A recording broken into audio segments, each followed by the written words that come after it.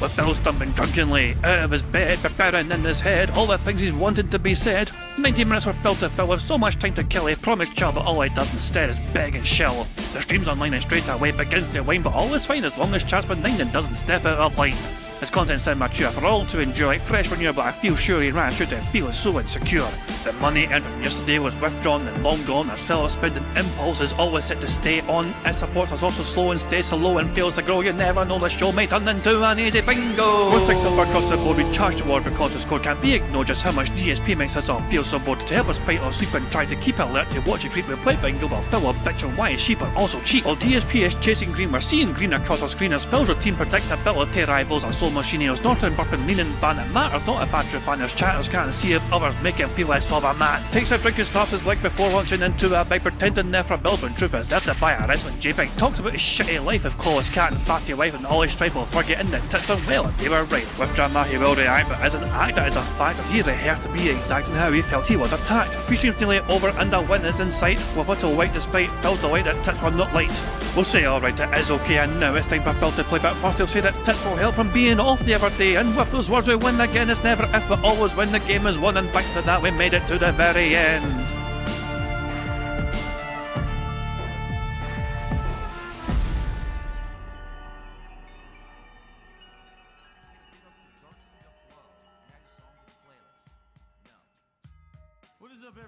Hey guys, King Jet here, and welcome back to DSP Bingo for what is today, Thursday the 5th of February 2026. I do hope you're all doing very well indeed, and hope you're enjoying your day and your week so far. It seems just to be getting worse and worse and worse for poor little DSP. You know, I mean, we thought it was kind of bad for him when he had that double day of only getting $200 for both streams altogether. But yesterday, Sir Husband Gold gave him the ultimate betrayal, and oh my god, and Phil was so, oh, you're so upset about it, you know. All Phil could do about it was just ban, like fucking would you bring us back to nature. So, guess what day yesterday was? Yep, the 4th. And yeah, look at all those bans at the 4th. Would you look at that? That's quite a lot of fucking bans right fucking there. Actually, according to this, so hold on a second. Like 200 and like fucking, like hold on, does it not tell you numbers when you fucking go over it? Aye, there. So 218 bands. Jesus man, I think he's went worse and worse. So yeah, I like how it started slow in 40 bands, you know, February 1st 40 bands, the second 111, the third 157, and then it just gets worse and worse. Although, downward trend today, so far, the 5th of February is only 128, although the day is young. So there you go. Bear in mind as well, these metrics are measured in UK times. Actually, it's PST now, the time zones have changed. These bands used to fucking be registered in like UK time zones. It's now PST time zone, which I imagine is that a PST? For fuck's sake, I give up trying to understand fucking time zones. But yeah. Oh my god, so lots of bans on Kick, lots of bans on fucking YouTube, lots of bans everywhere. So, glorious stuff indeed. So yeah, no sign of the bad man yet whatsoever. Although to be fair to him, is play up until the small wee hours, probably trying to DM Asbin and try to get a response from Sir Asbin Gold. So yeah, it's exactly. It's a lot of fucking bands, isn't it? Yeah, exactly. Fucking. Oh, Christ, hope you're doing well, Lord Diaz. In fact, speaking of Lord Diaz, you know, big ups to the image here. One of the images I got picked here, you know, look at this shit. This is now this is robust, if I did not say so myself. It's too, Zakaria. It's too. Oh, poor Phil. Oh, hell. Stabbed in the back. Jesus Christ. Because you can't, you gotta like make sure you fucking put extra emphasis on the fucking two. It's two. But there you go. And yeah, how's that first shake working out for you now, bitch? Aswin Gold's latest video on Phil from the other day already has 166,000 views within 3 hours. So yeah. Also, there's one little clip here, which Poems Past kind of pointed out this has already happened. This what Aswin Gold says here, this technically has already happened. Getting supported. Oh, the reason why I thought about this is if you waited for DSP to play like video game that's like really, really stupid. Well, I think of the dumbest video game that you could possibly imagine. Think about it being like Fall Guys. And every single time that he played Fall Guys, you donated $150. He'd be a Fall Guys streamer, and you would totally ship make him play. Oh my god, yes. Yeah, this has literally happened time and time again. I mean, how many fucking examples do you fucking want? The most recent one being Pokemon. That Pokemon game that everyone's fucking sick to fucking death of, but he kept playing it because he kept getting money for playing it. What about fucking Baldur's Gate? Baldur's Gate was a game he claimed really kept in a fucking rotation because people kept giving him money to keep it in a rotation. Truck Sim, a game that specifically was held behind an actual wage quit goal. You know what I mean? Though, if Phil kept claiming it says he doesn't get the fucking money, the game goes away forever. Call of Duty Black Ops. Again, Phil's just claiming, you know, he loves the game, wants to keep playing the game, but he's not getting the money for it, so he's not going to keep playing the game. Like, this literally happens time and time again. Asbin's like fucking delusional as fuck, or just ignorant as fuck, if he doesn't think this really doesn't happen already. I mean, but Asbin's fucking master fucking plan is just to fucking make sure that Phil to play some random shitty game. But as long as he keeps getting $150 at least per stream of that shitty game, it'll keep him playing that shitty game forever and ever and ever and ever. Like, it's like he's unaware of what Phil's entire business model is. You know, it's fucking bizarre. So yeah. Oh god, right. So we're not going to cover the Asbin Gold stuff in particular, okay? Because most people are aware. I mean, we could cover the Asbin Gold stuff, you know what I mean? But it's I mean, long story short, Asbin Gold reacted to Phil's fucking crash out from the previous couple of days ago, and had a wee laugh at it on his stream, whatever. And yeah, and people were trying to tell Phil all throughout his Street Fighter stream Asbin Gold was shitting him, which resulted in all those fucking bans, and it also resulted in a very tasty crash out at the end of the Street Fighter stream, which is included in the Snot Barrel compilation, which we're about to watch now. Before we even continue here, Broside Phil, for interesting point here, did he King Snake Asbin? Was that his whole plan? One could argue that he technically already did way back before when he got Asbin to respond. Like, this, I mean, Phil wanted to guarantee a response from Asbin Gold. So, him doing what he did to elicit a response, you could argue was a fantastically King Snakey move on Phil's part. You know? So pretending to be super duper pissed at Asbin and trying to intentionally fucking get some like YouTuber Twitter beef going. You know what I mean? That's my DMs, you bitch. You know what I mean? That sort of crap, you know? And then starting his DM message by saying, I was only kidding, Sir Asbin, you know what I mean? I was just desperate to get your attention, sir. You know what I mean? That is ultimate King Snakey move. And that resulted in Phil getting actual airtime with Asbin Gold. You know? I mean, obviously, yeah, Sonny, I would argue it did work, though. Like, the fact of the matter is, it got Asbin Gold's attention, it got his stream's attention, it forced Asbin Gold to fucking react to it, you know? Most times, that would fly under the radar, but Phil managed to get a reaction from Asbin Gold, a discussion with Asbin Gold, and actual airtime and recognition from Asbin Gold. And to this fucking day, Asbin Gold still maintains that Asbin Gold doesn't dislike Phil. In fact, Asbin Gold went out his way to try and remind his audience that the Detractors hated interview. You know what I mean? Oh, the Detractors were so pissed off with Asbin Gold because he didn't shit on Phil for talking to Phil, you know what I mean? And like, it's like, so Asbin Gold is still somewhat quite okay with Phil, it seems. That's how Asbin Gold perceives it anyway, you know what I mean? Asbin Gold is still kind of pro-Phil. But at the same time though, it's just he finds great entertainment watching Phil constantly fucking say and beg and all that shit, you know what I mean? Exactly. Asbin Gold's okay with Phil because it gives him entertainment when Phil is doing his begging thing. You know? Even though Phil wouldn't call it fucking begging, it is entertaining when it's clear as fucking day, it's clear fucking begging, and Asbin points out whatever, you know what I mean? And so, yeah. I don't think Phil... I maintain that yesterday was pretty much a nothing burger in the grand scheme of things. Asbin never actually went out his fucking way to just fucking bury Phil. He just fucking did his usual, he kind of pointed and laughed at him because Phil did something stupid again on the internet. But I maintained that by fucking saying, no, he still kind of likes what DSP is doing, where, you know what I mean, he finds it entertaining. to fucking check out now and again. You know, so there you go. But yeah, so most of the Street Fighter compilation was essentially Phil ignoring his chat and banning people in chat for bringing up Aspen Gold while he was trying to fucking get to Master Sagat. Spoiler alert, he did not get close to fucking getting to Master. Phil eventually did play ranked mode, and he was ranked at Diamond 1.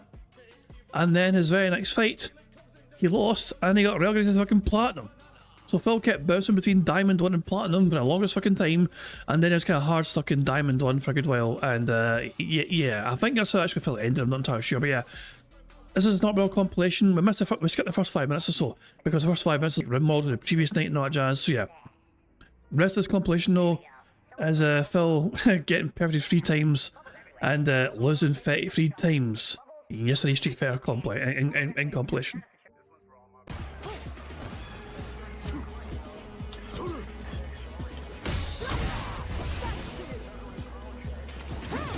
What happened there? I whiffed. Come on.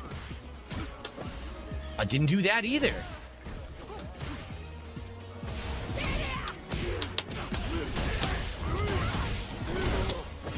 What the fuck? It dropped my fucking move again. I drive rush launched and it did drive rush uppercut. I'm Scottish.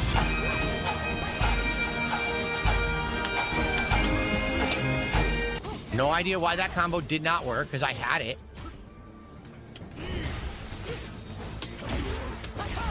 So just to clarify, I was being to press Sonic's message there. Sonic said, please press the Scottish soundboard button. I did it. But I went to click on it, Sonic then typed the fucking message saying Phil just said no podcast till Sunday. So yeah. So I went to click on Sonic's message when I pressed that soundboard button. But instead, Sonny just typed that as if I could press it. He's like, yeah, bastard. So, there we go. Just in case there's some confusion there. Sonic, of course, does have Come the fuck in or fuck the fuck off. Oh, thank you very much to 1 minute raids. 1 minute man raids once more for popping an 8-month bingo buddy membership. As he's saying, loving the DSP bingo with the Argentinian flag and the Scottish flag. There you fucking go. Good stuff indeed. So yeah, thank you very much. I'm glad you're enjoying the DSP bingo. And yeah, as a wee reminder, of course, there are some people who have certain prizes. So, so as I said, Sonic has a Scottish soundboard pass, which is eligible for him up until the 11th of February. Mr. Pikafan, who I saw earlier on in the chat, also has a Scottish soundboard pass, as does David Riley. While Puddy and Josh Fraser both have full house tickets as well to use at their disposal. But if you have a Scottish soundboard pass, it just basically means you can request Come the fuck in or fuck the fuck off. you can request a Scottish soundboard button to be pressed whenever you want. Well, within reason, you know what I mean? I'm not going to fucking ask you. You can't fucking date every fucking 2 seconds, but there you go. Thank you very much to BST for popping a 12-month bingo baddie message saying need more bagpipes. I don't have enough bagpipes at my disposal, I do apologise. That Scottish soundboard clip kind of is the extent of all my bagpipes I've got, you know, but there you go. I'll see if I can get some more random bagpipery antics in there if I can. But thank you very much for the happy anniversary. So 12 months, you know, 12-month anniversary, you've been a bingo baddie. Good stuff indeed. Of course. Oh, now it doesn't fucking work. Of course. Are you kidding the fuck on? He's raving in his chat saying how great and positive he was in Street Fighter 6. Are you for fucking real? Oh, Phil's doing a podcast today. Phil is actually doing a podcast today, but a shorter one. He has just announced he's doing a podcast today after all. Even though originally it was meant to be Sunday for the podcast, he has changed tune and he's actually doing a podcast today after all. So there you go. It's so much for fucking waiting until Sunday for his next fucking podcast. It's happening today, guys. At Time Podcast today. For some reason. I did much better yesterday to get that thought. I actually thought overall in the positive, which is shocking. I thought I'd lost way more. You lost 33 times, so for fuck's sake. You were hard stuck in Diamond 1. We're doing as a podcast today because there's a lot of game news to cover apparently. Well, there you go. So if you thought it was going to be a fucking easy time, with just a simple short morning stream and then fucking gameplay. No. Well, we got a fucking podcast happening after all. There's no escape for us fuckers. Alright. Of course. Can't do anything. Fucking throw loop. Oh, couldn't jump.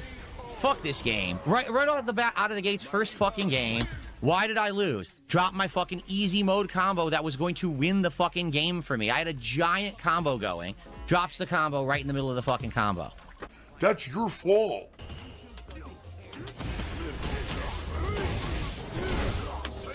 What the fuck? Dude, I give up on this shit. I really do. You didn't outplay me. My combo fucking dropped again.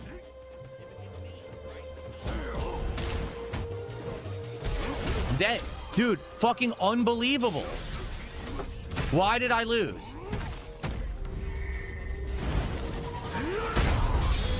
Why did I lose? I outplayed him. I'm hitting him with the giant combo. Combo drops, game over. The game is ass online, and I'm fucking tired of it, dude. I really am. That's mine. He stuffed mine by mashing a button.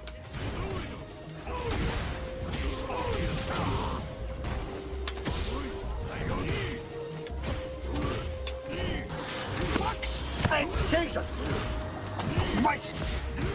Is there nothing on the internet that I won't masturbate Can't do to? anything. Mash, jab, walk forward, throw, scrub tactics. And it worked. Just mash low medium, stuffs everything. Oh, dude, the game is so fucking bad. It's such... Perfect. Perfect. But I'm burnt out.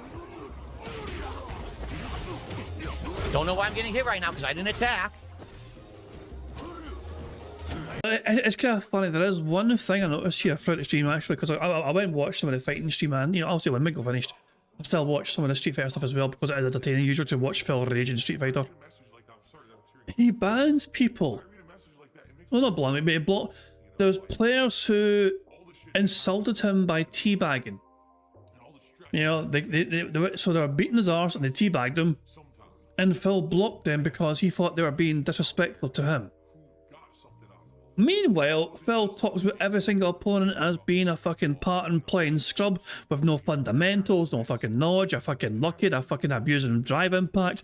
Yeah, so it's perfectly fine for Phil to fucking show his opponents no fucking goddamn respect, but a second that someone fucking tries, you know, does a little teabag fucking maneuver, yeah, they're sent to the fucking blocked list, you know. Phil bitching away and moaning about other players not showing him respect while he conducts himself in a fucking manner and barely shows anyone respect whatsoever in this game was incredible. That was fucking super. It did nothing. Yeah, I'm done. Dude, the game doesn't work. It drops inputs too much. I can't even play it. That's another... Right there. I'm in the corner. He's going to do it. Super. Nothing. So I lose.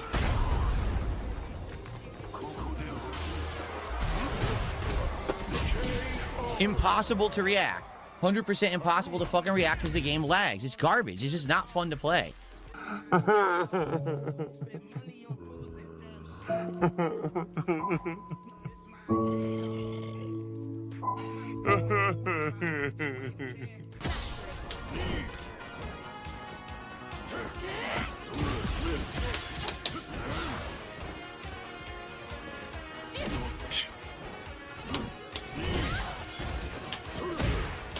Dude, beats everything, she wins.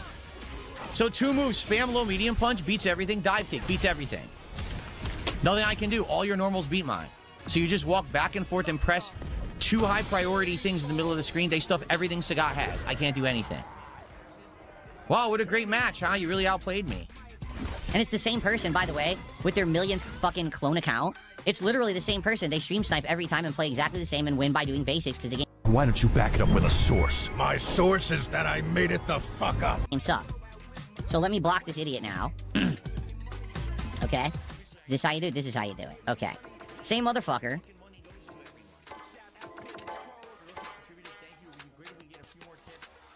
Same loser. Guesses randomly incorrectly and gets a ginormous punish off of a guess.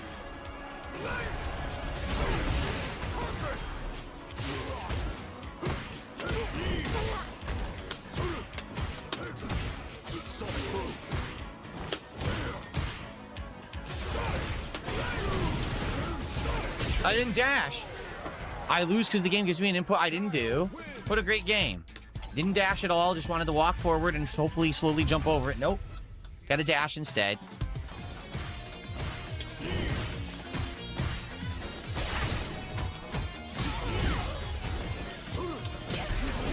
Of course I whiff. Damn block, she wins. Oh, she should have done level 3 there. Oh, she got it anyway. See what I mean? Everything's an instant recovery. For her, all she has to do is constant offense. 90% of the time, something in the insane string of offense will hit. Okay? Seriously. But that's a situation for you against anyone. If anyone is fucking constantly fucking pressuring you and piling on the fucking pressure on you, you fucking cave and fold because you can't handle it, because you want to fucking take your time and try and analyze things, whatever. I feel like you struggle against high offensive fighters in general. Hey, Ramon Sanchez, how you doing, pal? You have to play so crazy reacting defensively to try to get around that shit.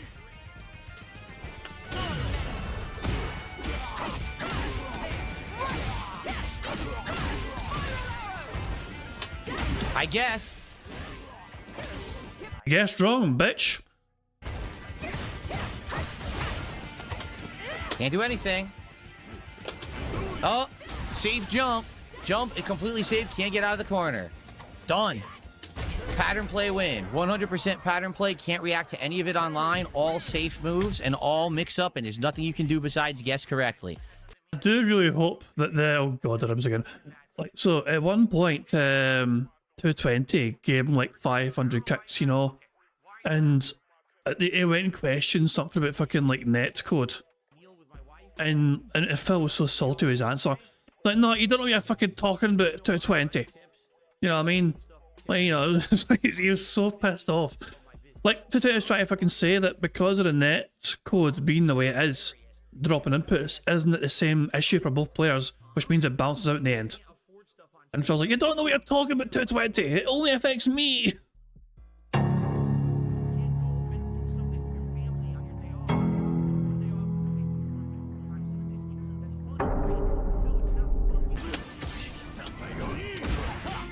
That's a crazy neutral jump cross up. What he just did is so insane that works.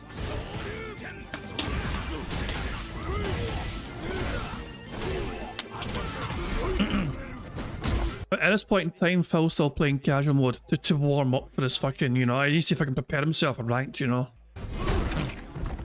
There is ranked coming though.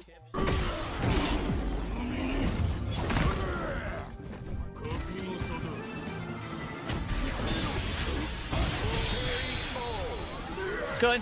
That was a good move, because I took a chance of trying it, and I knew he had full super.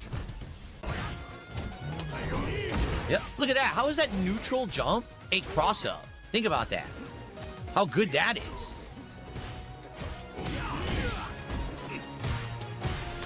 DSP must have banned. I did see him do some bans already, to be fair. I did see him do some bans. Although there's no sideshow that could possibly be down to Raw Phil. Perhaps Phil, I mean, it could be on Phil's, I mean, in 2 seconds actually, I can find this, hold on 2 seconds. I got Phil's actual YouTube channel. Yeah, he's live now. His stream is live, but not live.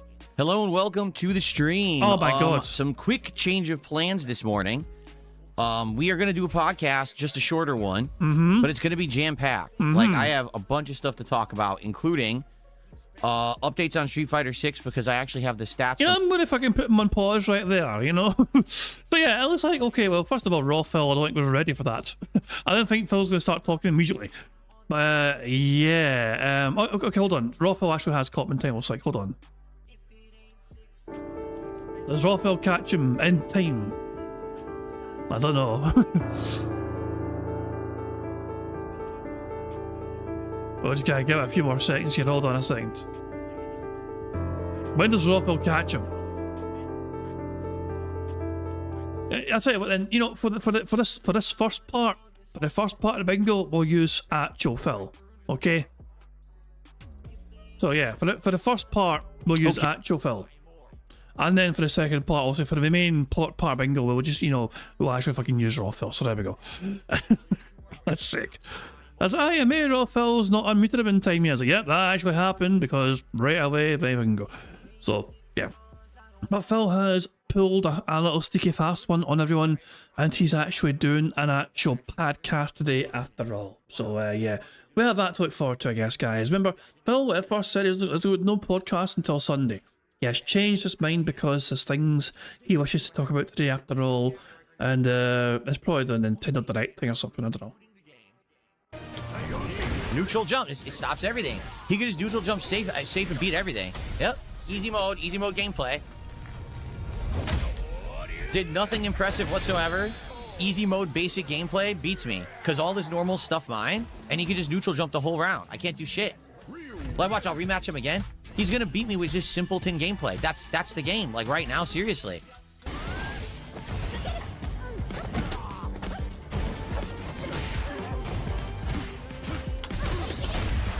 Drop my input.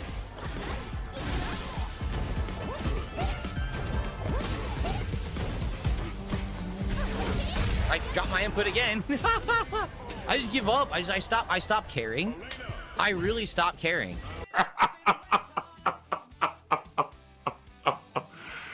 Wow. I had to lie about things because I had to protect my ego.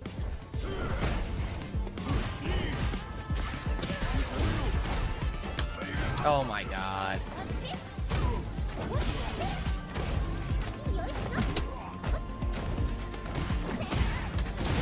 I tried to attack. Nothing.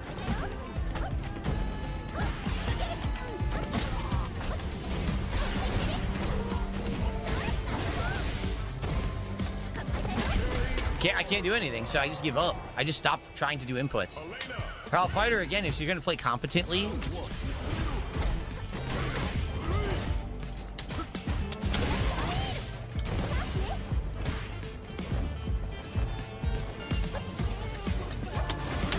Whoa, I didn't know that. I never even seen that before.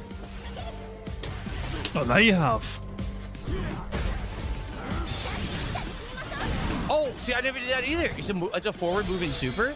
That's why I keep rematching her, because I'm learning. It's a forward-moving super that can go over fireballs. What was that? Was that her level 1 or her level 2? You suck! Off of a drive impact guess on fight. Dude, I reacted. Nothing. Nothing. Dropped it. Didn't fucking react very well then, did you, bitch?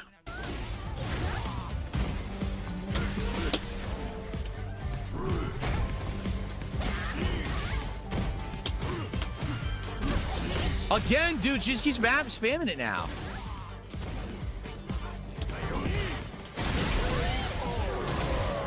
I literally didn't even do anything. Probably why I fucking lost it and should try and block it. So, Unreal, as you just keep spamming drive impact over and over, I guess I have to counter it, right?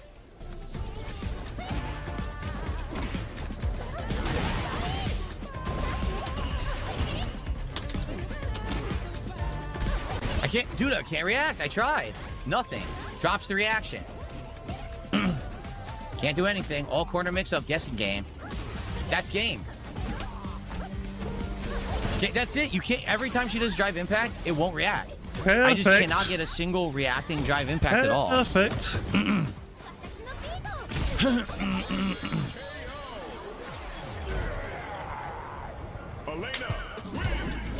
So he bitches and whines and moans about fucking part and play all the times, and yet he has got a specific number of combos which to try and pull off when he's fucking using any fighter.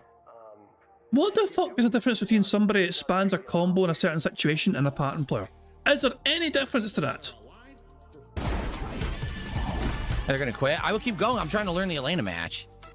Perfect. Completely dominated. Perfect, baby. I didn't know that drive rushed under it like that. No clue.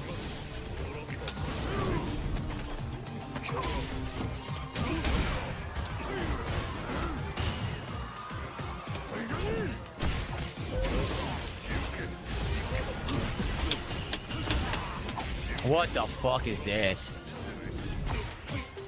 Oh my god, now random drive impact. Yeah, so lucky. 100% super duper lucky. He was done in round 2 and got an insanely lucky jump. Unreal.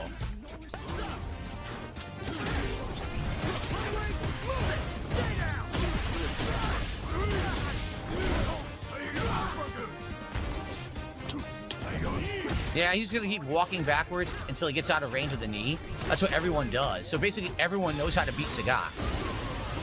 Oh, by walking backwards slowly. Just because you fucking spam tag and like your fucking life depends on it, Phil. Doesn't mean it's a fucking one secret super duper tactic to fucking defeat the mighty Sagat.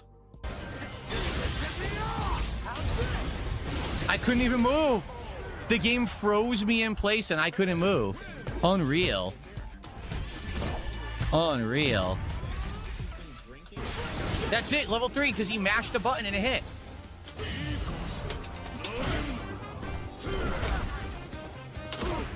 That's one thing I love about Phil as well. He's already fucking saying he's lost, even though he's still in the fight. Like, Phil is still very much in the fight, and he's predicting already, oh, I've already lost, and the guys, you know, he called a level 3 happening when it hasn't happened, you know? Like, it gets hit one fucking time and I was like, well, that's it, I'm done.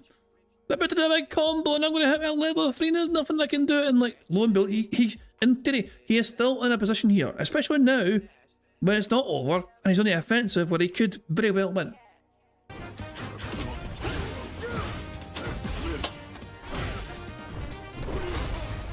Phil has his opponent in the corner. Their health is quite low here. This is an incredible chance for Phil to win here. Level 3. And they walked into level 3 like a dumb bastard.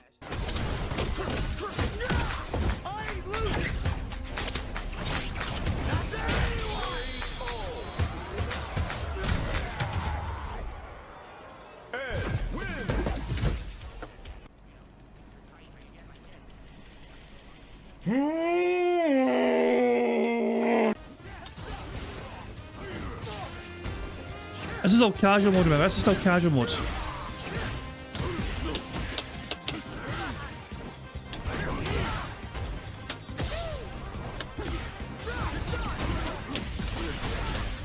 It dropped it. It dropped it. It dropped it. No, you dropped it, Phil. You dropped it. So it drops my move in the corner to finish the combo to win the round. Then it drops the level 1 super and gives me a regular Tiger Uppercut, so I can't fight the level 2 super. I couldn't block. This is... Here we go, the ranked gameplay finally. So Phil started not too bad with his ranked placements. He won, I think he won the first 4 out of 5, and then they had a very bad ending to him. It's frustrating me. So yeah, from his 10 placement matches, he won 5 of them, I think, which was Diamond 1. I can't jump. I can't react to it. Dude, nothing. It all hits me. There's nothing I can do to any of this. There's nothing. Nothing I can do. That was level 1 super. I'm done. Not rematching. You didn't beat me. The game lagged to shit. And it fucking dropped my move 4 times in a row. I'm not rematching you. Fuck this game. It's salty as fuck. It's like pure salt. All you could taste was salt. You couldn't taste anything else.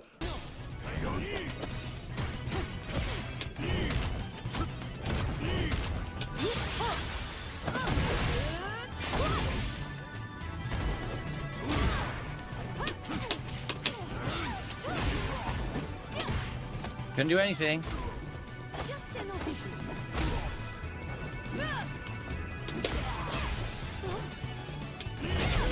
And it beats, look at this, a random fucking kick. No, fuck you. Fuck you. That's not doing it. I'm not doing it. Couldn't move. Is that, see, I don't know what she's doing. I've never seen any of this before. So it's all free. Can't block. Well, that's your fault for not having the knowledge and skill.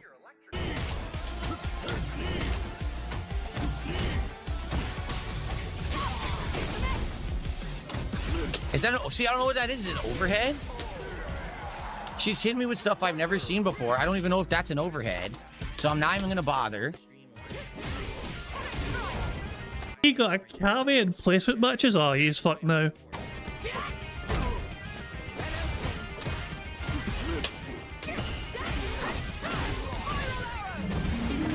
Can't block. I give up. Level 3.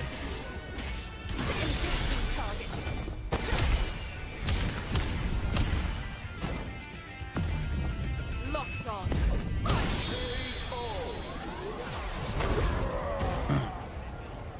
Cammy wins. Waste of time. Yeah, I'm trying to live it. I need journalism difficulty. Medium kick stuffs me. Nothing I can do. Guess in the corner. Oh yeah, so fucking salty. Apparently Phil, oh yeah, he's well, because hold on, I need to put some pause. So Phil is blathering away now. So on, it's like, there we go, so I'll just leave him on pause, like there, okay. The bad man's on pause when we're ready to fucking play bingo after this. Let's put him on 1.5 speed. Good stuff indeed. Also, we'll make sure this is on 1.5 speed as well. For the first little part of the bingo, when he's on microphone only. Good stuff. Yeah. There's plenty more of us to enjoy. There's still another 10 minutes of this compilation to enjoy, and there's a whole lot to enjoy, trust me. Yeah, Phil is still playing his placement matches. Yeah. So Phil won 4 of his first 5, and then only won 1 of his last 5. So 1-5, lost 5. It's a shame. Mash jab beats me. I didn't do this. Well, who the fuck did then, Phil? Who did then? Mash jab beats me. I didn't do this. The reaction he has. It's a Corner Demon. The Corner Demon is playing the game for me. What the fuck? That's game. I didn't do level 3 super. I did Tiger Knee. So I lose the game because the game gives me completely the wrong moves and a 1-star diamond beats me. Oh, he's so salty about it. A 1-star diamond. I shouldn't be competing against 1-star diamonds. I'm better than 1-star diamond. Wow, what a great game, huh? What a great fucking game this is. That's it? I didn't... Yep, Phil, that was your placements. We finished? I had no idea we finished. I'm 1-star diamond now. Yep. And don't worry, Phil. The very next match, that changes. Lol.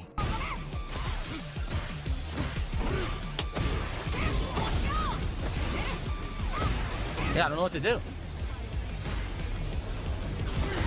This person played him in the placement matches and whooped his arse easily. And Phil's like, I don't know how to play against this person. This is Matrix Monster. Oh, Phil, yeah.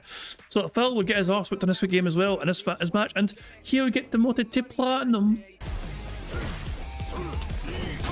She just beats it clean, too.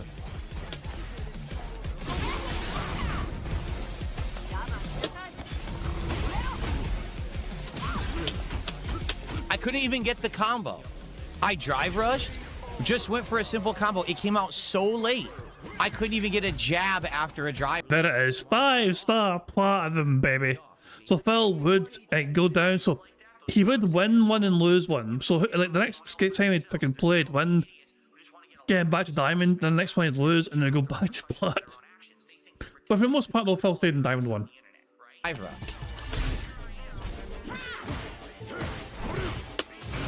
Wow, they failed for nothing. They just stood there and waited the whole time. Yeah, and so Phil currently, yeah, he lost here as well. A diamond 1. Oh, heaven forbid Phil fucking lose to diamond 1, but this diamond 1 fucking gave me fucking perfect.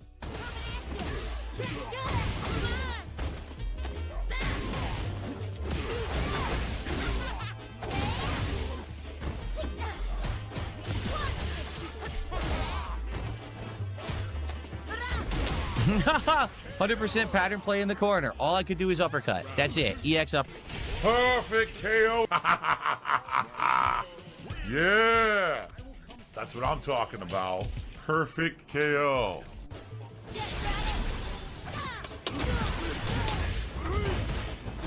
What the hell? What? Oh, this person knew Phil gave up. Look at this. They're not even going to finish him off.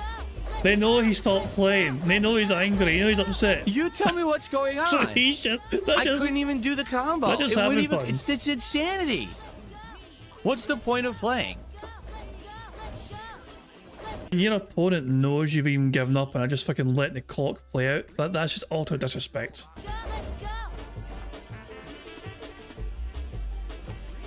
I'm just gonna let her win. There's no point. What is the point of playing? I'm just gonna let her win. Yeah, Phil, you let her win. No, they didn't earn the win. You let her win. You fucking keep telling yourself that. The game doesn't work.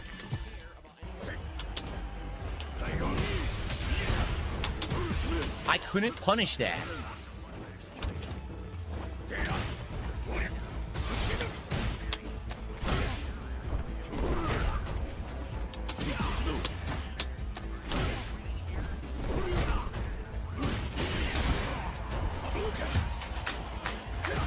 Nothing I can do. Nothing you can do there whatsoever. And since he teabagged, I'm gonna go ban him. Teabag for no reason. Why is he teabag? I can't even stop the search. Why would he teabag? Because he's a fucking piece of shit. I have no clue. I don't know who he is. Okay, so go ahead and block him, since he's disrespectful. So, yeah. Anyone disrespectful towards Phil playing this game, you get blocked. How dare you fucking show disrespect to your opponent in this game? Because Phil has always shown every single opponent in this game the ultimate level of respect. isn't he? Go fuck yourself. You're not good or anything. If I actually was playing the game with a character I'm good with, I would have completely fucking spanked you. You choose not to, though, for reasons like this. Also, Sagat apparently is one of the strongest characters in the game right now, according to most, you know, good players. Like, a lot of people are claiming that Sagat is a very strong character to use in the game right now. Just because you're not fucking good with him doesn't make them a good top tier character.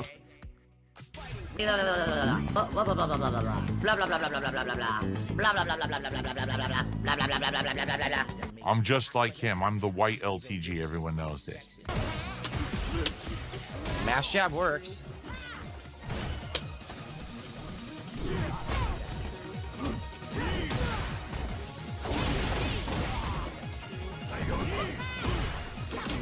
Oh, that's it. Level 3 combo that she didn't earn. Just threw out one random button. No, 220, you don't understand fighting games whatsoever. Please don't pretend like you do. You have no clue what the fuck you're talking about.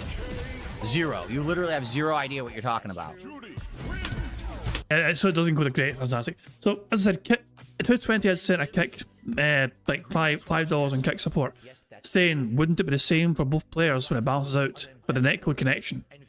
And that was Phil's response to that. Telling 220 they have no idea what he's talking about. How fucking dare you have an opinion on that? The game is that laggy and delayed. He could just do the grab from any range. I can't even jump out of it. It won't let me. It freezes.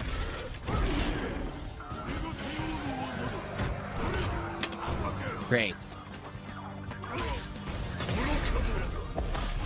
Huh? I couldn't move. I'm not kidding. The game actually froze me in place again. Level 3 cold super hit me. I couldn't move. The game is so fucking delayed. I literally couldn't fucking move. Can't react. Who fucking cares?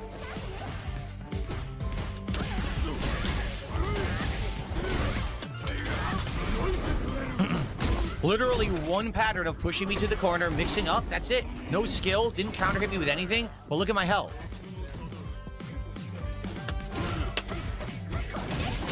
Mash short. Mash short and hope for the best. What a great player, right? Oh, he's coming at me. Here we go. All the gimmick stuff he has. He bitched and whined more about somebody fucking using Rashid. How many motherfuckers use Rashid in this fucking game? You know? And he was upset because, oh, I need to fucking relearn this character so I can fucking guess what I'm gonna fucking do.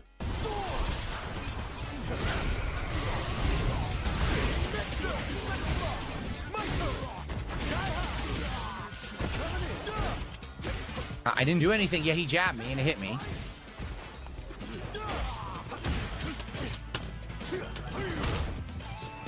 Oh, okay, lucky jump, that's round. This is so remarkable. Literally, he plays a random bullshit pattern and hits me with a million juggle nonsense hits.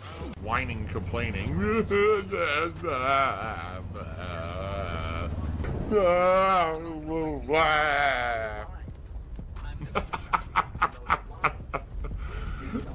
Bill got an anonymous fucking contribution, an anonymous tip at fucking, oh my, I wonder how much that could be.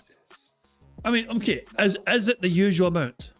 Is it the usual amount? If it is the usual amount, then wow. Actually, I forgot to do that, actually.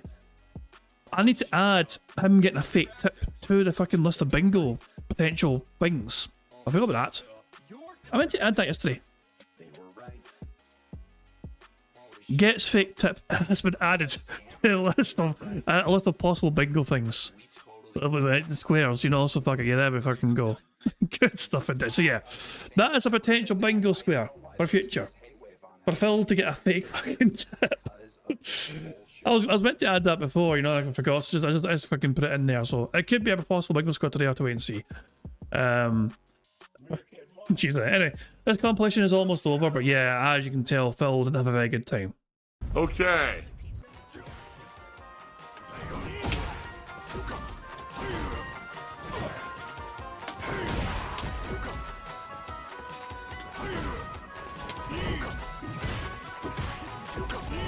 I remember this one. He claims that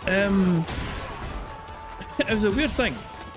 Apparently, Dalcium's fireballs are more powerful than Sagat's fireballs. That was level 3. Oh my god! So I did level 3, dropped my level 3 so I don't hit him whatsoever. Basically, here's a whiny baby.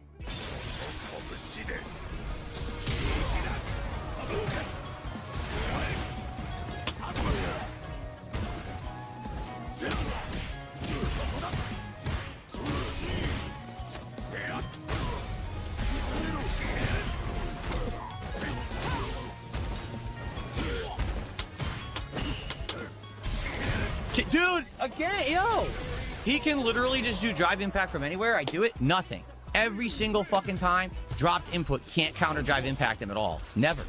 Jama, no one fucking cares. All I want to do is play games and have fun on my streams with my audience, and I gotta have these idiots coming, spamming the chat the entire time. Like, come the fuck up. Can you grow the fuck up? I don't care. How about this? The more you bother me, the less I'll react to it. How about that? The more that you bring it up, the less you'll get. Maybe if you shut the fuck up and didn't spam the Street Fighter 6 stream with drama, I would have actually cared to look at it, react to it, and give a damn. But now I don't. Because you're a bunch of little incessant children, acting like idiots, pulling at my leg when I'm trying to play fucking Street Fighter. All I want to do is play games and drama. Go climb up a fucking tree. Get away from me. Go climb up a fucking tree. Yeah, that's his new go-to insult, apparently. We're supposed to climb up trees. Are you first, Phil? Seriously. No one cares. Oh my god. Alright. So tonight on the late stream, guess what we're not gonna do? Drama. We're gonna play RimWorld and enjoy each other's company and chill and have a good time. Over 1,800 milligrams of sodium. This is one of the saltiest things. There's still this back here. And it's still in the back of my neck, the back of my head, the back of my mind, and it's always telling me. It's WWE Champions time. I love it. I love it. Oh, I fucking love it. Kilb is asking, do I have mic adjust on the bingo card? I mean, not really. I've got him like whispering into the microphone, but I don't have him like messing about with the microphone in general. But that's, I feel like that's too common. Him like manually like move the microphone a little bit is a very, it's not unusual for every single content creator to fucking do it anyway. That's like, I feel like that'd be too easy, if that makes sense. That'd be too much of a free space for him to adjust a fucking microphone, because that is something that comes naturally to most content creators anyway, who are fucking talking to a fucking microphone. Yeah, I fucking adjust my mic all the time. You know? So I mean, I don't know, like we could possibly have it, but it might be too free. I don't know. If everyone else thinks it should be added, I'll be happy to add it, but I just think that sort of thing is maybe too much of a free space. I don't know. If that even fucking is possible. But yeah, it's time for bingo. Time for us to start playing bingo. And of course, to play bingo today, we need to have somebody give us a random number in the chat to generate today's bingo card. So yeah, the first number in chat I see will be the number that I use for today's bingo card. If you say 6-7, I'm going to kick your arse. Fuck that 6-7 shit, it just won't die. But there you go. Why won't you die? 6-7. Oh hell. So just make sure I go here. I'm just randomizing bingo background as well. So BST, you're getting your arse kicked. Agent Owen, so you're getting your arse kicked for in reverse. Or reverse kick your arse.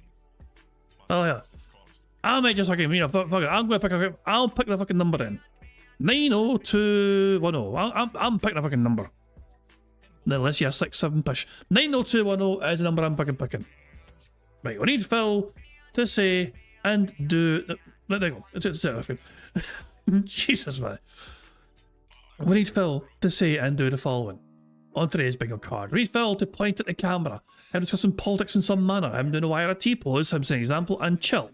The second row is Phil displaying some future jealousy, him discussing his family in some way, him saying million, interesting number, him using hateful slurs, and him saying excited. The third row is Phil saying honest, obviously, him being a victim mode, him saying FYI, and him giving years ago a story. The fourth row is Phil saying unique, him having dead air, him saying positive, him doing some scat talk, and him saying admittedly. The fifth and final row is Phil being all toxic, him saying now, in fact, subs, and finally nobody or no one. So that is today's bingo card we have for today's show. Now, of course, there's a variety of ways we can get free spaces to help us on our way to a full house bingo card. For instance, for every 10 sips, snorts or burps that Phil does, we get a free space. For every 6 minutes and 40 seconds that Phil begs, we also get a free space. If Jade shows up to Phil streams and Phil says hi to Jade, no one to get a free space for that, but you guys also get to enjoy his animation to celebrate the free space. Squeak, squeak, a free space. If Satan himself shows up to Phil streams and Phil says hi to his good buddy Satan, no one to get a free space for that, but you guys get to enjoy this animation to celebrate the free space. What's up, Satan? Good to see ya.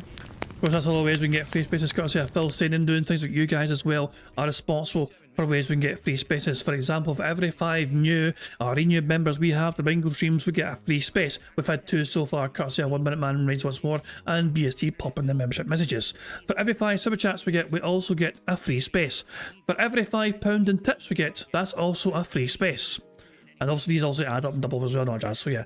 But and also the best way, the easiest way to get free spaces on bingo is to do what you've been doing so far to secure the first free space of the game. We have 30 likes on bingo already. For every 25 likes we get free spaces. 25 likes is 1 free space. 50 likes is 2 free spaces. 75 likes is 3 free spaces. And 100 likes on bingo equals 4 more free spaces on top of that. And every time we get free spaces courtesy of the light skull being hit, then we celebrate by watching the Bubbles animation made by the supremely talented Pixar Animations to celebrate getting a free space cause of the light skull being hit. Remember to keep an eye in the bottom right for Jasper to do his thing. Fuck him up, Jasper. Good cat. So we have 1 free space, that's all the way. You guys are responsible for some ways we can get free spaces, but the rest of it's controlled by Phil and his bizarre body functions, as well as him begging like the little bitch that he is. So there we go. There's some more things to cover, of course, but I'm going to AI Phil Burnell as a little marble. Explain that for us all right now. Hello, AI Phil here in the digital flesh for Bingo Baddies Marbles game. By entering the exclamation point marbles in chat, or scroll down the description in the video to get the link to enter. At the end of each month, a first, second, and third prize winner will win a cash prize. Now, if we get a full house on the bingo card, marbles will run to determine a winner for that day, and will win a prize on the wheel, which could be used for future games. It's just that easy. There we go, good stuff indeed. So you've got to make sure you have your own marble locked and secured. To do that, go to the description of this live stream. You'll find the link, the first link in the description of the live stream is a link to that community post. Alternatively, if you're in the live chat right now, type !marbles in the stream chat and you will be provided with a link to that community post. All those comments on that community post get their own marble added to a list of possible marbles, and also those you could win a glorious prize, you could win a Scottish soundboard pass, you could win a full house ticket pass, you could get your own name on the intro of the bingo streams in future. And of course, at the end of every month, we do have a big massive marble race where there's actually a big massive prize at stake there, you know what I mean? So yeah, at the end of every month we celebrate by having a big massive marble race, not jazz. So it's definitely worth your while. It costs you absolutely nothing whatsoever to have your own marble in the marble race. All you got to do is comment on that community post, and in return you actually could get something out of actually watching DSP, as bizarre as that fucking sounds. Of course, usually it goes the way around. Usually you fucking got to give Phil money to get something out of it, you know what I mean? That's how he sees his fucking content anyway. Nah, but there you go. So you've got to win it to win it, as the old saying goes. Make sure you have a comment on that community post if you haven't done so yet already. I think I've covered all the bases. The only thing left for me to really do before I start playing bingo is for me to press the random Scottish soundboard button to send us off into battle once more. Welcome to Operation Mindfuck! On that note, it's time bingo. Remember, the first part of his bingo is just basically going to be watching, well, this is from Phil's actual stream himself, but it's going to be him just talking to the microphone only for like a minute or two. Then he fucks off again and he returns to do his level 1 podcast. Okay, good morning, everybody. Hello and welcome to the stream. Some quick change of plans this morning. We are going to do a podcast, just a shorter one, but it's going to be jam-packed. Like, I have a bunch of stuff to talk about, including updates on Street Fighter 6 because I actually have the stats from yesterday and they blew me away. And then reacting to a whole bunch of stuff because there was a few different big game announcements and presentations this morning, including a new game coming out on Switch 2 called Tokyo Scramble in just a little bit, a new game called Horizon Hunters Gathering, and an Exit 8 movie, and more. So we're going to do a lot of reacting this morning. Now, the podcast is going to be abridged, meaning burger. I'll open up and talk about Street Fighter, maybe do a little Q&A and then react, and then we got to get going because today is the premiere of Dragon Quest VII Reimagined, and I don't want to cut down on the amount of time that I was planning on playing the game, which was at least 3 hours today. So This is something that will happen from time to time where a lot happens out of nowhere. And rather than doing a morning show, I decide on the fly, hey, let's actually do a full-blown podcast and you know, and hype it up and have topics and everything. So that's why we're doing this. So I hope that you guys will stick around. This should be fun, hopefully. And hopefully you guys will enjoy. All right, so I will be back in just a couple of minutes. And we will do the reacting to all of this stuff. It should be good, okay? Good stuff? All right. So I'm just going to actually go use the restroom, and then we're going to begin with the podcast. So I'll be right back. And then it is podcast time. See you in... Oh, I was like, why is my microphone loose? Because it actually literally was loose. See you in just a few minutes. Be right back. Wow, wasn't that great? Hey, if I can go. Got one thing ticked off right because Phil said now. Nah, fuck with a second microphone again as per usual. But anyway, we can now start the Bingo properly because Phil then turns his webcam on here several minutes later. What is going on, everyone? Well, welcome back to another unplanned Level 1 podcast. Why are we doing a Level 1 podcast today when normally we were just going to do a morning show? Well, it's pretty simple. A lot's happened. Yesterday, I had a chaotic and rage-filled Street Fighter 6 stream, and I want to let you know how it really went. Because it went way differently than I even thought. But in addition to that, there was a bunch of game stuff announced today, including Tokyo Scramble, a new dinosaur survival game exclusively on the Switch 2. Who saw that one coming? Or how about a brand new game set in the Horizon universe that no one knew about until this morning?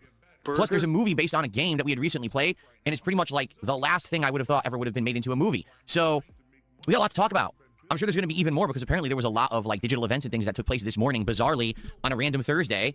Don't ask me why, but hey, if it happens, let's cover it, right? Now, of course, today is still a new release day. I'm still covering Dragon Quest VII Reimagined, so don't worry about that. It's still happening, but it's just that there's so much to do. I want to cover it before we get to the gameplay. However, I am going to make an effort to make this a shorter show so that it doesn't overrun into what the 3+ hours were going to be of Dragon Quest VII. So, it's going to be a good one, folks. Out of nowhere, coming in hot and fast, it's time for a very special React-filled edition of the Level 1 podcast. Who gives a shit, you boring old dick? I just fucking forward past a shitey intro here if I can go. At least we got a few more things ticked off on the board straight away. Alrighty, everybody. Good morning and welcome to the show. It is time for the Level 1 podcast for Thursday, the 5th of February, 2026. Again, unscripted, unplanned, but when stuff happens in the gaming universe, I take action. And today we got a lot going on, so I want to cover it because I'm not going to do another podcast till Sunday. You know, tomorrow is our big February gaming marathon. So allow me to get this plug out of the way before we get to all of our topics for today's show. So tomorrow, there will not be a podcast. There won't even be a morning show. It's going to be DSP's February Gaming Marathon. Now, normally when I do a marathon, it's themed towards one particular thing, whether we're playing a certain style of game or maybe it's a holiday, etc. In this case, it couldn't be further from the truth. Tomorrow, we are going to do a wide variety of games based on your feedback. Over the last couple of days, I've been doing these random tryout streams and indie game streams, taking in your suggestions of games that I should possibly try out in the near future. We have a listing of something like 10 to 15 games, and what we're going to do tomorrow, over the course of a marathon setting, starting around the usual time in the morning and going all the way to like maybe 8 to 10 p.m. at night, depending on time and what games we play, I'm going to be playing a ton of games, okay? Who fucking cares? A series of polls will be held over the course of the day. You will vote on said polls here live on stream to determine what games we actually try out. And just... Isn't that nice? So then it's the audience's fault if a marathon doesn't do well for him and it's not financially successful for him. Then it's the audience's fucking fault because they picked the games. To give you a general idea of some of the games that you guys have nominated, it's all over the place. How about long-running games that I've never checked out, such as, for example, DayZ? Or what about Mountain Blade 2, Bannerlord? Okay, what about a pertinent game like Iron Lung, which ties in with the movie that Markiplier just put out? How about some of the other Fears to Fathom horror games? We've checked out 2 of those games, but there's many more. What about Deadlock, the new game from Valve that's invite-only, and I have the invite? But what about some other games that have been out that I kind of missed out on, like Marvel Cosmic Invasion, Total Chaos, Pacific Drive? I could go on. I mean, there's a good variety of stuff there. So what we will do is have you guys vote over the course of the day on many different polls, and we're just going to jump in and try all of these games. I think it's going to be great. Now, also, to tie in with the Super Bowl, which takes place on this coming Sunday, I'll be wearing some NFL jerseys. We're going to have the Seattle Seahawks color scheme in the background all day long to celebrate the fact that my local NFL team will be at the Super Bowl.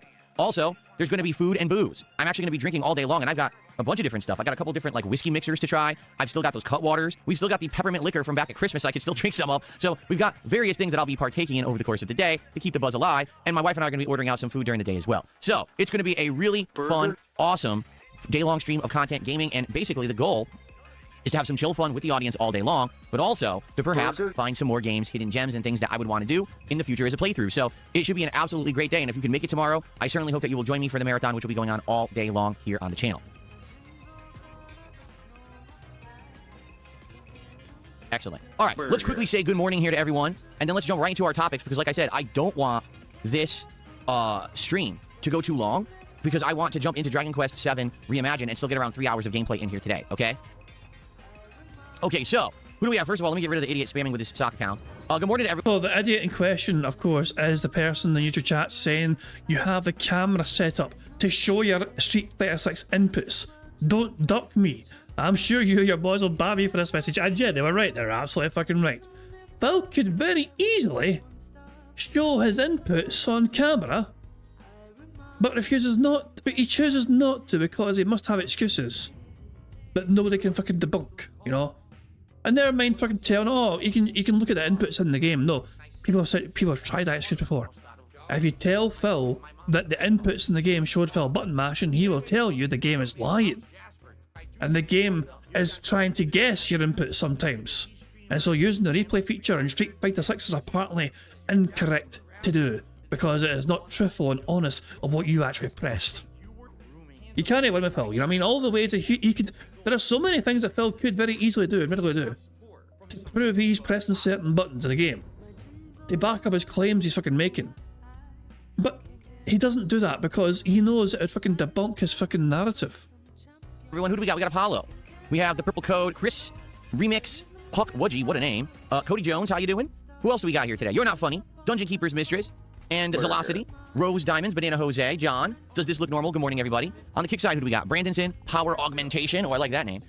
Ape Interface, Thundercat Clan Wood, Bizarre Pronunciation, Eddie Chill, Lance Catamaran is here and actually just did a 100 kick. He's kicking way early. So thank you for that, Lance. In fact, let's get that up on the leaderboard before I forget to put it up there, because I will. Let's get Lance up there. With the first 100 kicks of the day. Thank you, Lance. I appreciate that very much. Hold on, Q-Up says, check this code, I guess you count as Super Elite by Val. What the fuck are you talking about? Why is this code over there? Get over there. Oh, is this the game that's invite only that Phil was bragging about? So, Q-Up sent the screenshots from their Steam page, and it's the Deadlock game. And Q-Up can install it if they want to, apparently. Is this the invite only game? Oh, there you go. Well, big ups to Q-Up then for being elite, I guess. They are super elite, Steam special VIP privilege sort of consumer style person. So they have access to Deadlock apparently. So there we go. Good stuff indeed. And apparently the fake tip is imminent. The fake tip is coming. So let's see here. So there was a $5 super chat from a troll who still thinks I play WWE Champions, which I don't. I've already told you guys I quit that game. I do play some other mobile games. Admittedly, I do. Very casually. Every once in a while, I'll drop a few bucks on them. But there's nothing to speak. Yeah, because he's still... So Phil has basically... What Phil is admitting to here is that he cannot shake this addiction. Like, Phil spending hundreds of dollars on mobile games is not exclusive to WWE. I need to stress this point. Some people think that Phil was only addicted to the wrestling mobile games. That couldn't be further from the truth. Phil is addicted to mobile games in general. Whether it's wrestling themed or whether it's fucking other sort of themes to it. You know what I mean? Like, there's a variety that he likes to fucking play. There's a variety he likes to fucking spend a lot of money on. And there's a variety that he fucking cannot shake his addiction of. You know? So, yeah. It's just, you've got to bear that in mind. I mean, this is a serious problem that Phil has. In general, it's a serious fucking problem, you know what I mean? Because it's up to his audience to fucking finance this. This is a part of him needing $150 per fucking stream. Because they're financing this addiction, you know? It's like, how's that any fucking different from Wings having a fucking goal to fucking DoorDash every day, Phil? How the fuck is it any different? You know what I mean? Wings is like wanting money from his audience, or whatever. He has a certain goal in mind, but he admits he fucking DoorDashes every fucking day, every fucking meal. How is that fucking different from you begging for money every single fucking day, Phil, and then you're admitting to squandering hundreds of fucking dollars in mobile games? You know? There's no fucking difference whatsoever in my opinion. It's just feeding addiction. It's, you know, one is feeding Wings' addiction to fucking food, and you, Phil, it's feeding your addiction to mobile gaming. Of, and it's none of anyone's business, and it never will be. So, thanks for $5. Maybe I will drop that on a mobile game today, and that's my prerogative if I do, because that's now my money. Thank you for the contribution. All right. Cool. What's up, Inded? How you doing? Chaos Goblins, how you doing? Tanner. Who else is here? Space Jam fans here. Clay JT Stewart is here today. Good morning. It's me. Him is here. Shooting Stars Rock. Good morning to everyone. I wish I could say hello to everyone, but we've got a lot to cover today on the show. All right. In fact, wow, I just received a generous contribution. $50 tip just rolled in. Wait. Why don't you back it up with a source? My source is that I made it the fuck up. Early. Thank you so very much. Let's get a nice animation here. Hold on, because I wasn't set up for tips. Here we go. $50 tip. What's the betting that it's going to fucking include a question which just happens to include a very well prepared answer that Phil has? The person specifically requests they wish to remain anonymous. Thank you so much. Here's what they have to say. How's it going? I'm looking forward to the stream. I never played a Dragon Quest game before. Which one would you recommend if someone's trying to start playing the series, and which is your favorite? Have a great stream. The Dragon Quest series is very long running. I mean, I think I almost... What? It just happened to be very pertinent to today's topic of him playing that new game. And what you're looking at, Phil has a very prepared answer, ready to go straight away. You know, what? Who'd have guessed that? Playing the series, and which is your favorite? Have a great stream. The Dragon Quest series is very long running. I mean, I think I almost positive started on the NES, correct? The Nintendo Entertainment System or the Famicom. So, I mean, you can start at pretty much anywhere you want. The original ones in the United States were called Dragon Warrior. And I played, actually, the original Dragon Warrior on NES because my cousin owned it, and I played it a little bit. That was the very first turn-based RPG I ever had exposure to way back in the day. I mean, when I was really, really young. The first Dragon Quest game that I actually, like, purchased and owned was when they started porting them later on to the Game Boy Advance. And I played, I want to say it was like Dragon Quest 3, 4, 5, or 4, 5, 6, something like that. Whatever. There was like a trilogy of them that they released on the Game Boy Advance / early Nintendo DS. And that's really when I started playing them and getting into them and really liking them. It has that Toriyama art style like Dragon Ball, but it has great writing and great turn-based combat. Similar to Final Fantasy, they don't tie into each other, meaning you can start or stop at any point in the series, and they're all isolated stories, so you can't screw up by starting with a later title instead of an earlier one, okay? I mean, honestly, if you wanted to jump into the series, I would say just play the latest one, which is Dragon Quest XI. That game is absolutely amazing when it comes to the story, the amount of content, the attention to detail, everything. If you like Toriyama art, and if you like turn-based combat, you're going to love that game. A lot of people don't like turn-based combat because they find it boring. I don't. I grew up playing those kind of games. So for me, the game was an absolute treat. And actually, to this day, my Dragon Quest XI playthrough was actually one of my favorite playthroughs I've ever done on DSP Gaming in my entire run on YouTube. Because we had great interactions on the stream, great, hanging out sessions, talking while we were also enjoying the game. The game itself is double long. And what I mean by that is it has an original plot that lasts around 40 hours. And then the game has a second quest that continues past the credits roll. That's like another 30 hours. So the game is so long for the value for the dollar is outstanding. There's all kinds of hidden... But Phil, you hate that these days. You absolutely can't stand the value for money games these days because you don't fucking play them as a gamer, you play them as a fucking content creator. And you admit yourself, your audience don't have the attention span to watch you play a game for 70 hours. They don't even have attention span to watch it for 40 hours, according to you. Hidden post-game content, super bosses, all kinds of great stuff. It's a really, really great game. I recommend it. What's my favorite of all time? Hard to say because a lot of them I only played like once. So it's hard to like remember all of the plots in my head. I just love this is how you can tell it's a fake tip because Phil just had this answer. Super duper. It's like, no, imagine thinking this off. Nah, fuck off. Nah, there's no fucking way. How often does he fucking get hit with a surprise random fucking question? And he's like, Phil, what's your favorite fucking game you've played over the years? And Phil's like, I can't answer that. It's impossible to answer that. And then you ask him this sort of question, he's got some sort of fucking already encyclopedic fucking knowledge just ready to fucking spout off immediately. I was like, oh, well, back in the early 90s, and like, I fucking had this sitting. Oh, fuck off. Get the fuck out of here. Fucking bullshitting y'all. And, I remember the original Dragon Quest actually had like a time... No, that was Final Fantasy that had the time loop mechanic. The one that stands out to me is there was a one that had other dimensions. And you could go through these dimensional gates, and there was like another version of the world. And I remember liking that. But it's been so long since I played that one that I just don't remember it too well. But I remember liking that one a lot. But obviously Dragon Quest XI is amazing. There's a lot of them I never played. I never played 7, and that's what we're playing today. I never played 8. There's a few of them that I never, touched upon, and maybe I'll check them out eventually. Who fucking cares? Boo! Now, just as a one-off, A222G over on Kick is asking me, where do I rank Lost Odyssey in RPG history? Way up there. Lost Odyssey is a game made by Mistwalker Studios, which was a collaboration between people who had worked on games like Final Fantasy and Dragon Quest in the past. And they made a few different games, including Lost Odyssey, Blue Dragon, and I think there was another one they made too. Lost Odyssey, for the time frame, it came out only on the Xbox 360. It is incredibly underrated, okay? It is just as good as a Dragon Quest game. It's just as good as any Final Fantasy. The graphics for the time were groundbreaking. The story was written incredibly well. The characters all had their own unique side stories, almost like an anime or manga, okay? The gameplay was just as complex and complicated and difficult as Clair Obscur.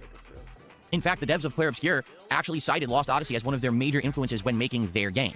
So if you haven't played Lost Odyssey, You got to check it out. It is way up there for me, and it's always been one of my bucket list items that eventually one day I want to do a playthrough with you guys of Lost Odyssey. I just never got around to it. So hopefully one day we'll be able to do that. I know for a fact it's available to play on Xbox consoles, but I don't know if they ever ported it to PC, did they? I don't think they did, so I would basically have to get an Xbox console like hooked up again, I think, because I don't think you can play it on PC at all. I'm going to look through the Xbox app right now, but I don't think it's on there. Anybody care what this guy thinks? No! Yeah, no. So it's console only. And that's just so weird, isn't it? That it's console only.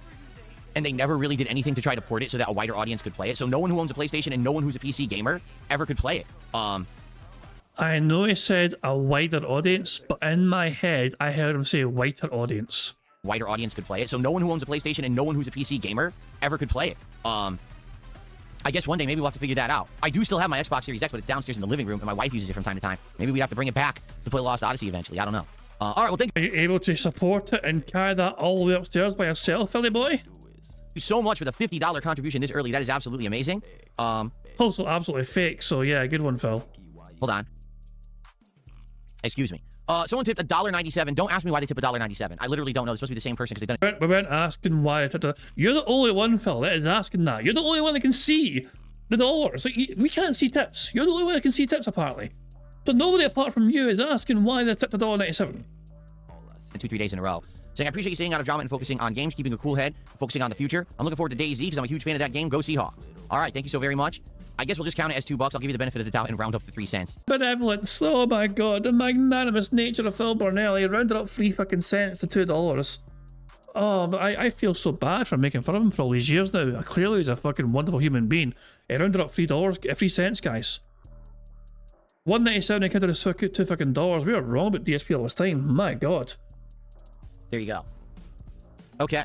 So thank you guys for the early support. By all means today, please support this podcast, which is an impromptu podcast that wasn't originally planned. We've got a lot to cover in a shorter period of time, so please allow me to move forward now and start talking on some of the big topics that we want to talk about, okay? So, here we go. Yesterday was my Street Fighter 6 Sagat stream. The whole goal of yesterday was to play Sagat's ranked placement matches and to essentially get him to master. It definitely didn't go as planned whatsoever, all right? As you know, I've only used Sagat for about a week, so I have way less experience with it. Shut the fuck up. You've been fucking using them non-stop for the last several fucking streams. And you're in Diamond 1 after all that fucking toil and effort, you fucking scrub prick. This character than I have with anyone else that I've used in the game. All the other characters I was using from like launch, and this is a character that, you know, just came out like, what, last year, and I've only used him for a few sessions, okay? Admittedly, I know I'm not that good with him, and I know that I definitely need a lot more experience in matchup knowledge. That's really primarily the thing, is I just don't have a lot of matchup knowledge against like half the cast, because almost no one uses half the cast anymore. Like, it's absolutely ridiculous. Since I've been back to Street Fighter 6, I haven't fought a single E Honda. Nope. I think I fought just 2 Minos. You know, like there's entire characters that are being ignored in the game because people are like, oh, they're not top tier, I don't play them anymore. Then when somebody fucking busts out a random Rashid, you actually complain about not knowing how to fucking play against them because it's been so long since you've fucking seen them. You know, so it's kind of crazy. And with Sagat, I just don't know how to fight against certain characters. Like I fought a Sea Viper. They were doing stuff. I was like, I didn't even know she had those special moves. What the hell is that? And of course, I got dominated. I don't know what was going on. You know? So, how did it actually go yesterday? Okay? You got your arse whooped 33 times. You're in Diamond 1. You fucking scrub. I thought the entire session was an absolute miserable failure. I was raging. It was 86 degrees Fahrenheit in this office, so I was sweating and I was upset, and I just was like, I did an hour of practice, and I felt like I got slapped around and bullied, and then I went to my ranked placements, and I failed, and I ended up in low diamond, and then I couldn't even get a string of wins to accelerate my progress to master. So here I am at the end of the day, and I'm feeling so defeated. I'm feeling like I failed, and I was like, you know, I just need a break from Sagat. This is not working. I'd like to go back and play with the other characters that I know much better and have more experience with and all of that. And then someone sent me the stats. They were like, here's actually how you did, okay? When I was doing the casual matches before I went to ranked, I had 14 wins and 19 losses, so way more losses than wins. But there were 2 people who I kept rematching because I was trying to learn matchups. There was an Elena who was actually very good with Elena and was smurfing. What does that mean? The fuck up. You have no evidence of that whatsoever. Look at fucking talking about, oh, they were fucking smurfing. How many characters have you got to fucking master, Phil? The former pro is criticising other people for smurfing when they're stuck in fucking high plat, low diamond. Shut the fuck up. it means that they have a low rank, but they're actually much better than their rank, and they're doing it on purpose, probably, to try to either stream snipe me or maybe just to get practice in, who knows. But it was a 1-star Elena, a 1-star silver Elena, yet they knew 70% combos, they knew all these strategies. I was like, there's no way that this is a silver Elena. They know what Why don't you back it up with a source? My source is that I made it the fuck up. they're doing. So I purposely kept rematching this Elena to try to learn the matchup, because that was the only person I'd ever fought who ever knew. So basically what you're saying is somebody gave you stats without showing you getting destroyed by that one person. They were doing with Elena, and I wanted to get the experience in. So that was like a good 5-6 losses that I basically handed myself to. If you don't include the losses he had a good stream. If you discount all the times he got his arse whooped by superior players, then Phil won 100% of the time. Because I wanted to learn. And then there was another character. Was it a Sea Viper? There were 2 different characters who I kept rematching because I wanted to learn the matchup because I wasn't in the ranked matches yet. So even though it was 14 and 19, if I just done regular sets of 2 out of 3, likely it would have been a lot closer to breaking even. Okay, not to say that's a cope or whatever. I lost more than I won. And it's absolutely a cope. That's that. Now, when I actually went to ranked matches, my placement matches suck. I got a clean 5-5 split. But if you actually look at the placement matches, some of them are just ridiculous. Like, I'm blatantly dominating and winning, and then all of a sudden, oh, wrong move comes out in the middle of a... That is your fault. But it doesn't fucking matter. You fucking dropped the ball. You're responsible for fucking up, not fucking seeing out the fucking win. You know what I mean? Jesus fucking Christ. Look, yeah, Phil, it's your own fucking fault. Yeah, I don't know why. Hold on. This is definitely fucking victim mode. This is, yeah, I don't know why I didn't fucking type this in, but this is absolutely fucking victim mode for sure. Holy fuck, man. Like, so yeah, so you lost because you couldn't win. Yeah, Phil. Doesn't that suck for you? A combo, and the person says, oh, okay, I punished 70%. Oh, I win the match now. The fuck? And that's the problem with Street Fighter 6. It is far too scrub friendly. There's far too many chances just because you have a level 3 superstore to get like a 60% comeback combo based off of one mistake, and the game doesn't play well online. So because of that, anyone can have a chance at a comeback, and it ended up happening multiple times during my ranked placements where all of a sudden, boom, something drops that's critical. I go for an uppercut, I get a standing medium punch, and they get a full jump in combo that's 60-70% damage. If only had some way. Come the fuck in or fuck the fuck off. If only had some way to fucking demonstrate to your audience you're pressing buttons that you claimed you're fucking pressing. Oh well. Thank you very much to Wyatt Helsing 98 for popping a 6-month bingo baddie membership message saying mash, jab, tiger knee, Phil's combo. Yeah. It's insane how often Phil mashes fucking tiger knee. You hear the fucking Sagat yell it all the fucking time. Non-fucking stop. It's his go-to fucking mash move. Although Phil would call it a fucking pattern or a button. Something. No, it's not a pattern play. You know, pattern play is the other person. The opponents are fucking people who abuse patterns and mash buttons. Phil though has what do they call it? Scripted inputs. You know, and knowledgeable footsies and all that crap and all this fucking bullshit terminology and combos. Yeah, Phil has combos and the other person has pattern plays. You know. Ah, Christ alive. Anyway, so yeah. Thank you very much for popping your membership message. 2 more new or renewed members gets us another free space. Oh, that's really fair. So anyway, basically my placement match is tanked, but overall, listen to this. When I actually started playing ranked with Sagat, I had 27 wins and only 14 losses. That's a 6. You lost 33 times in total throughout the whole Street Fighter stream. You know? 66% win rate. Did you realize that? I didn't. I thought I did terrible. I thought legit I was playing horribly, and I probably had lost way more than I won. In reality, I won way more than I lost. And even if you tally that together with my casual matches, I still had 41 wins and 33 losses, so I won way more than I lost.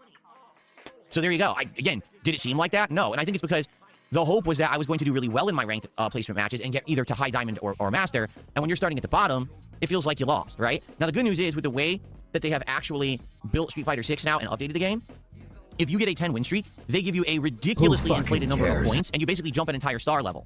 So if I can get 10 wins with Sagat at any point, I don't have to grind through these lower levels of diamond to get to master. I'll be able to just... Oh, you claimed you were done with Sagat. You told your audience you were done and finished with Sagat because you can't fucking play well with them.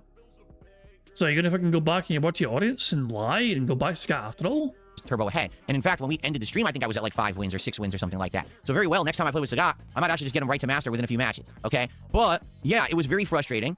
It was very annoying. It was very stressful, very rage-inducing, again, because it was not comfortable in this room. It was very hot, and I played poorly for the most part, but half of that, I'm sorry, I'm not going to take the blame for when I'm blatantly doing things I've done a zillion times. Fuck off!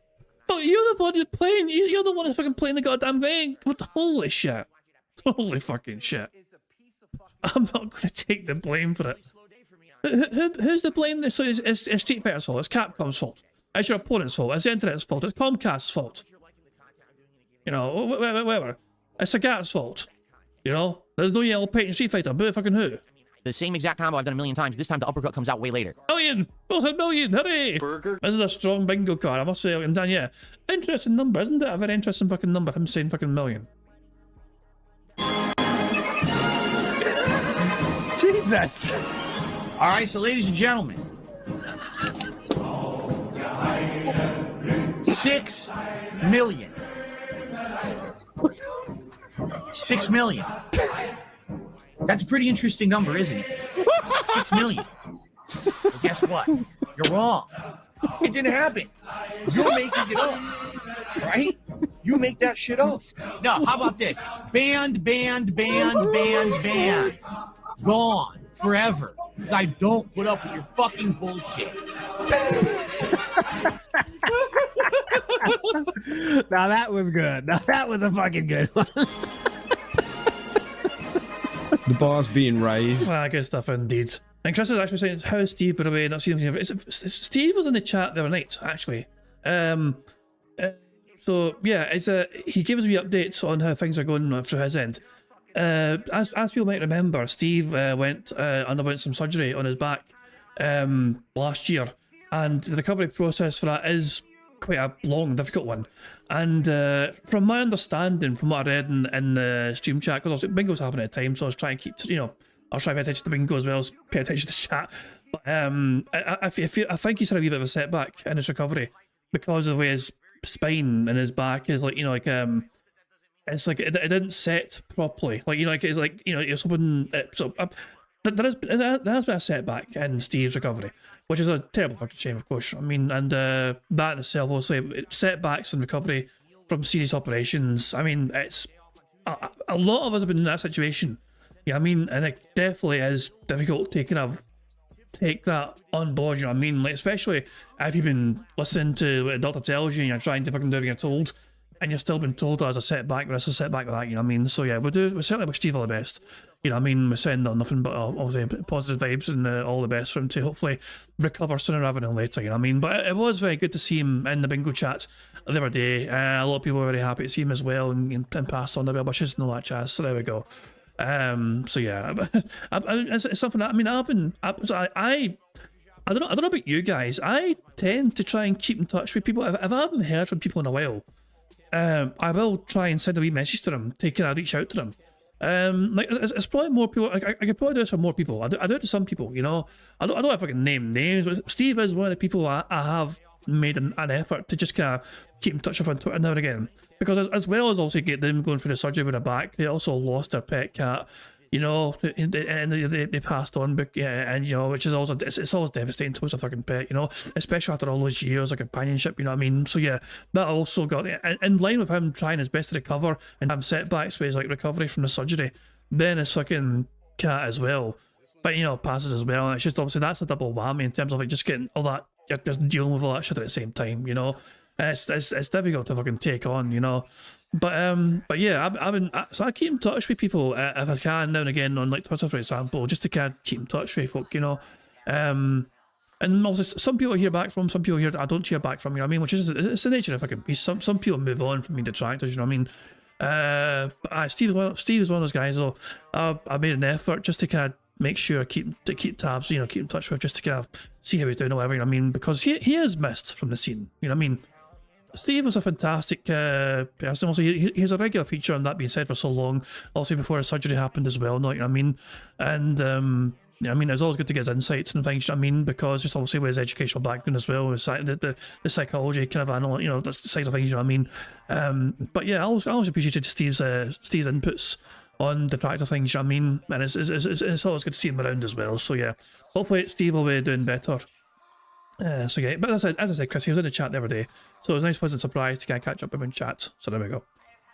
But yeah, Phil said million, so we got to tick off million. Good stuff indeed. Perry Warren's all upset because he missed the start of bingo because they're doing errands. So no, it's nearly over. It's not actually nearly over. We only have one free space still, So we still have plenty of things. We've got 1, 2, 3, 4, 5, 6, 7. We need 7 more. We're 7 away from a full house, so it's still a long way potentially to go. I did the same fucking timing. How could the uppercut come out way later? Oh, look, I just want to do a medium punch uppercut to anti-air them. Standing medium. Oh, they get a giant 60% combo. I don't want to play this anymore. If it happens once or twice, it's like big deal. When it happens 10 to 20 times during a session, you just don't want to play the game anymore. Oh, God almighty. Spoof, Meester, has the bad man done anything of note that I've missed in the last few weeks? I would recommend... Hold on. Your question has a simple answer, and that answer comes in the form of showing you a video made by the person who loves to wear aviators. So, Agent Proper made a compilation of Phil's worst moments for 2026. January 2026. Now, if people weren't aware, so Agent Proper Agent Proper already made a video not long ago covering Phil's worst moments of 2025. And this is a nice pleasant surprise. At the end of January, Agent Proper dropped this video for the worst DSP gaming moments of January 2026. So yeah, this is not a yearly this compilation is a 33-minute compilation of Phil's worst moments from January. From January of it, so yeah. So yeah. And at this rate, in February, obviously it started off quite well as well, with the whole Asmongold fucking meltdown and him having a crash out on stream before it, you know what I mean? So this month already has seen Phil have a massive meltdown and crash out, said the tracks don't get to him. He then got featured on livestream fails, and that in turn led to Asmongold laughing and pointing at Phil again on fucking his own stream. So yeah, February already is shaping up to fucking be another worthwhile compilation for Agent Proper to work on. It's a strong start already, I'll just fucking put it that way. So yeah, so it's big. So as I mean, Agent Proper, as I'm saying, it's a 33-minute long compilation. I would recommend it. You know what I mean? As it covers some of the fucking antics that's happened with Phil, some of the daft shit he's fucking said, and some of the drama stuff he's talked about, whatever, and all that jazz. You know what I mean? It's a good compilation, I'd say. It's a solid compilation, and it's only 33 minutes long as well. Agent Proper does some big compilations, you know. So yeah, I would recommend it, you know. But there you go. If you want to kind of find out what happened to Phil for the month of January, a lot seemingly did happen, and it's been condensed in 30 odd minutes. So it's Agent Proper. So there you go. Would recommend that for good viewing. Anyway, let's get back to the bingo. So I'm not going to until next week, and when I play it next week, I'm not going to use Sagat. I'll tell you right now, I'm taking a break from this goddamn character, because if the character is so execution required heavy, then I don't want to fuck around and get pissed off all the time when I play this game. So when I play next week, I'm going to probably play with Dalzim, who, not to say that he doesn't need execution, but he's a definite different kind of character. He is a ranged character, okay? He's someone who very much can play keep away, poke you, zone you with his fireballs. He plays very differently, and it's very entertaining because of that. It's different than the entire get one hit rush down the entire game, which is how most people play the game. When Dalzim's in the you know, the scene, it's a completely different game, and I like that a lot, okay? Who fucking That's one of the things that I've always cares? loved about Street Fighter over the years, is that if it's a well-designed Street Fighter game, then basically you can play it any way you want. You don't have to play only one style, and that's the problem. But Phil, why then do you fucking criticize how other people approach the game and play the game? If you're fucking celebrating the fact you can fucking approach a game in multiple different ways, or fucking like, then why do you bitch and whine and moan about how others play the game? Stop being some sort of elitist prick who fucking tries to fucking demand people to play the game a certain fucking way. Problem with these top tiers in these games that are being abused, they all play exactly the same. Dalzim does, and he plays completely differently. So we're gonna do Dalzim next. It'll probably be ranked matches. I'll probably warm up with some casual first and then go to rank. So Dalzim will be next, and then after that maybe Blanca, because I only played with Blanca like an hour or two since I returned. My hair's sticking up right here. Look. Who fucking cares? Spot of hair. That's weird. Whatever. Unless I get like water, it's not gonna stay down, I guess. Yeah, next week will be a lot different. Finally taking a break from Sagat. Hallelujah. And no, I'm not playing with any new characters. Like, I have no plans to use a new character again. Maybe when Alex comes out in March, I'll give him a shot. Maybe not. I just want to focus on the characters I like, I know what I'm doing, and I want to get better with, rather than fucking around with these characters that I don't know, and then I get frustrated and I don't like the game. So there you go. Okay, so that was Street Fighter 6 yesterday. This morning, all of a sudden, a whole bunch of stuff happened. So I'd like to react to quite a few things here that were announced and or happened. So just to show you guys, there's a new game that's going to be coming out very soon, exclusively on the Nintendo Switch 2. Okay? And that kind of throws me for a loop. Guess what? It comes out on February 11th. Yes, next week. Out of nowhere, a Switch 2 exclusive that had not been announced before. Huh? So as you can see, it's called Tokyo Scramble. You might say, well, what the hell is Tokyo Scramble? You want to find out? Let's go. Let's see what Tokyo Scramble actually is right now. Here we go. What the heck just happened?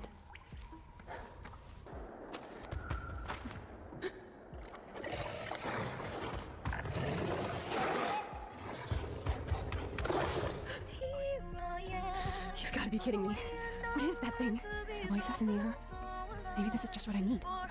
Hey, that's almost like a treadmill. Time to get your steps in.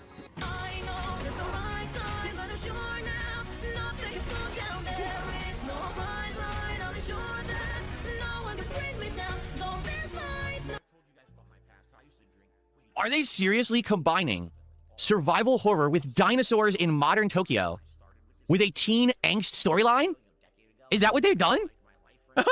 What about this is teen angst? Like the character, your character is like some young girl, but I've not seen anything to tell me that it's like, oh, there's like teen angst storyline. Well, there's nothing cringe. Okay, that fucking joke. Oh, there's a dinosaur running up a treadmill, and make some random like fucking joke. Like, you fuck off. I mean, what caught me off guard was the music they used. I was expecting more of a kind of like suspenseful theme to this kind of game. Oh, it's fucking dinosaurs. Oh, shit, fuck me, run for your fucking life. No, it's like, instead it's like fucking like, it's quite uplifting. What is going on? Look, that dinosaur is running. It's like a treadmill. He's getting his steps in. It's a fucking dinosaur. It's going to eat you. You're making. Well, already, Phil, if you're going to complain about fucking reality, then my counterpoint to that is it's a fucking dinosaur. Just like you, that it's like a fucking fossil. You know, it should have been extinct long ago. Making jokes?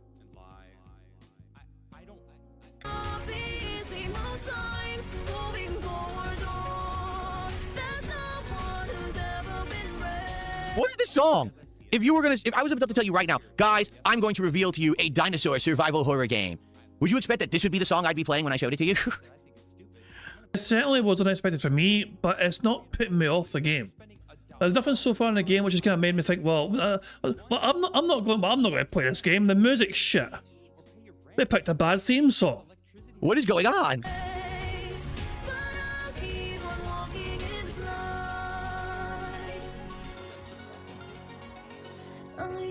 It's the right time, and I'm sure that no one can stop me. I know those the right time. What the fuck is this? Standing strong in this. An example of humanity still existing, perhaps. You know what I mean? It's like, you know, look at her remembering like billboards, whatever, like products and, you know, famous individuals, whatever. But if I was, oh my god, I can see most of her body. She's wearing short shorts. My wife wanted to play this game. Oh god. Oh, and bro's saying I was making a video in DoorDash shit, then I started cross-referencing his big minutes to when I ordered DoorDash. But also, you gotta bear in mind as well, of course, you know, if you're going back, you know, long enough, you know, not too long ago, obviously, all these segments coincided with, obviously, the door, you know, oh, $1,500, 10 goals, guys, or DSP tries it, you know. In his worst month, September 2021, he spent 11% of his income on DoorDash. If you add on WWE Champions, 67% of his income. Now, I assume you're using the bank as reference. And my counterpoint would be that... So, I would say it's not... I would phrase it not as WWE Champions, but I would phrase it instead as mobile gaming spending. Remember, Phil, it's not just WWE Champions that Phil wails on. That was his main game for a while, you know what I mean? But yeah... all that microtransactional spending that applies to multiple mobile games that Phil... Because Phil does not play one mobile game at a time. He plays multiple of these games at a fucking time. You know? Absolutely fucking multiple. Shawshank Redemption, right? But with more tunneling through shit, no fucking redemption. So yeah, that's what back to Broside. So Broside Phil is doing some deep diving though, man. Getting these fucking figures and numbers and... oh, fucking shit. Jesus, man. You fast forward to fucking him begging profusely for, well, obviously, it was more to do with fucking just, you know, wanting $1,500 to order a fucking $30 burger. That shit. He just wanted to make a funny video. Isn't it so annoying when your tendency to try and fucking produce as much robust information as possible and be accurate and detailed and descriptive takes over the need to be funny? I understand that. I do understand that, so, you know, point of view. But you can do both. You can do both. Combine the funny with the informative. Thank you very much to Monkey666 for his super chat. Who says, arrived late as a dickheading today. He's always dickheading. That's the secret. He's always dickheading. But yeah. But he's got an impromptu podcast out of nowhere because he wanted to fucking react to game trailers and all that shit. The answers are fucking you in that order, bitch. Thank you very much to Sunny Fedor. So chat as well says, okay, remember this game as at 12:37 males in Dino. Wait, it's Phil. So in the future, Phil forgets this game has a female in it and instead thinks it's a mate. What? Is he not fucking brain dead? He can't forget your main character in this game? Is he not desperate to try and fucking forget women exist in video games? Yeah, I guess we'll find out soon enough. But thank you very much for super chat, very kind indeed. What is going on? There's fucking dinosaurs. Dinosaurs. Why are you staring at a billboard of like some teeny bopper shit and getting in a fucking date? What is happening? Oh my god. What is going on? What is this? Oh, I see. So he's still watching trailers, and in the future there's a game with males and dinosaurs, and all of a sudden Phil's like, yes, please! Give me more of that shit.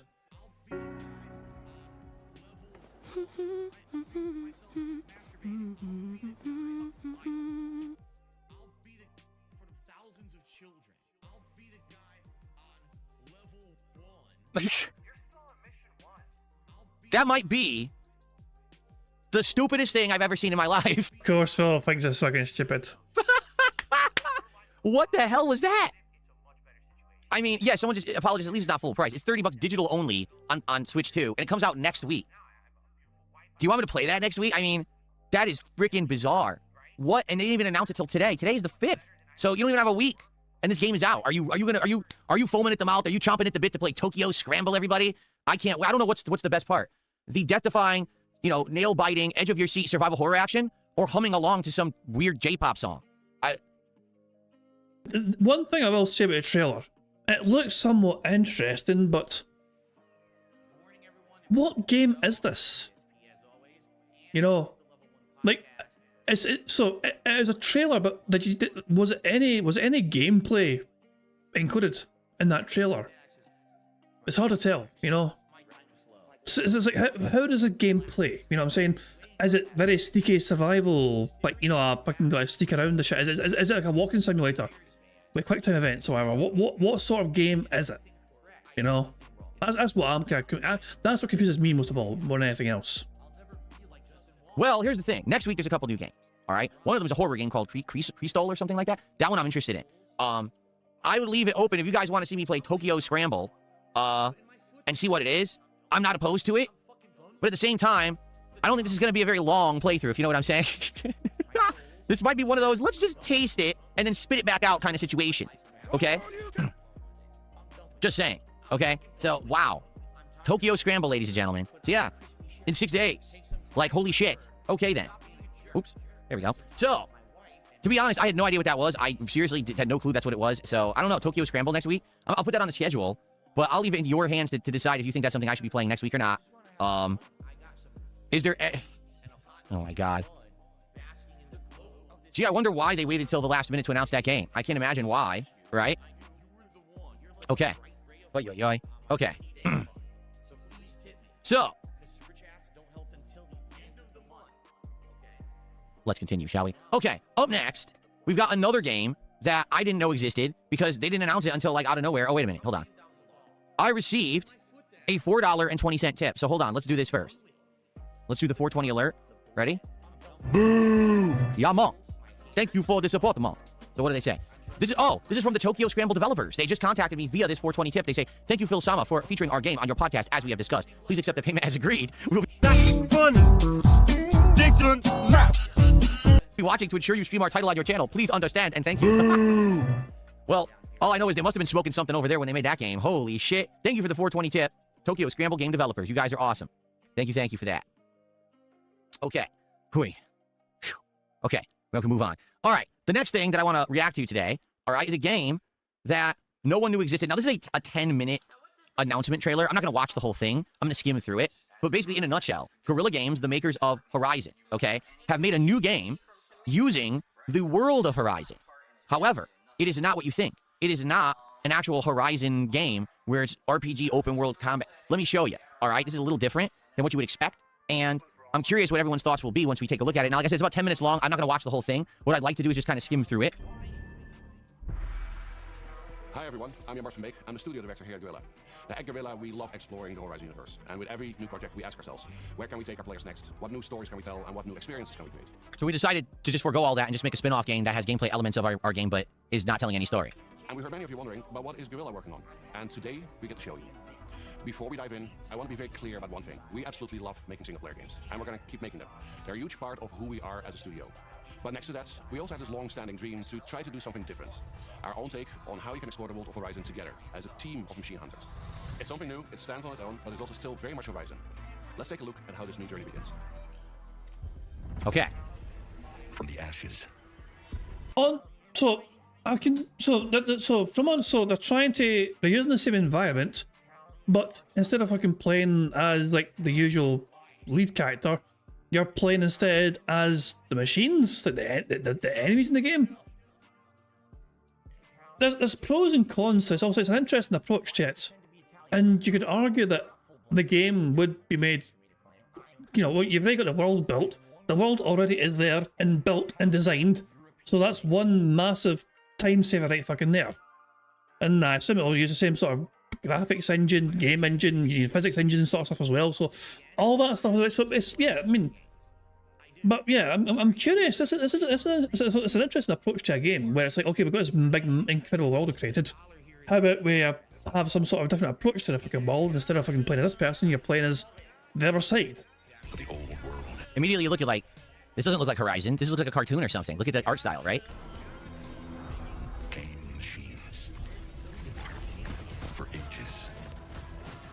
So they actually did so it wasn't, so they used the world, but they redesigned the world in a different animation or whatever, or different graphics.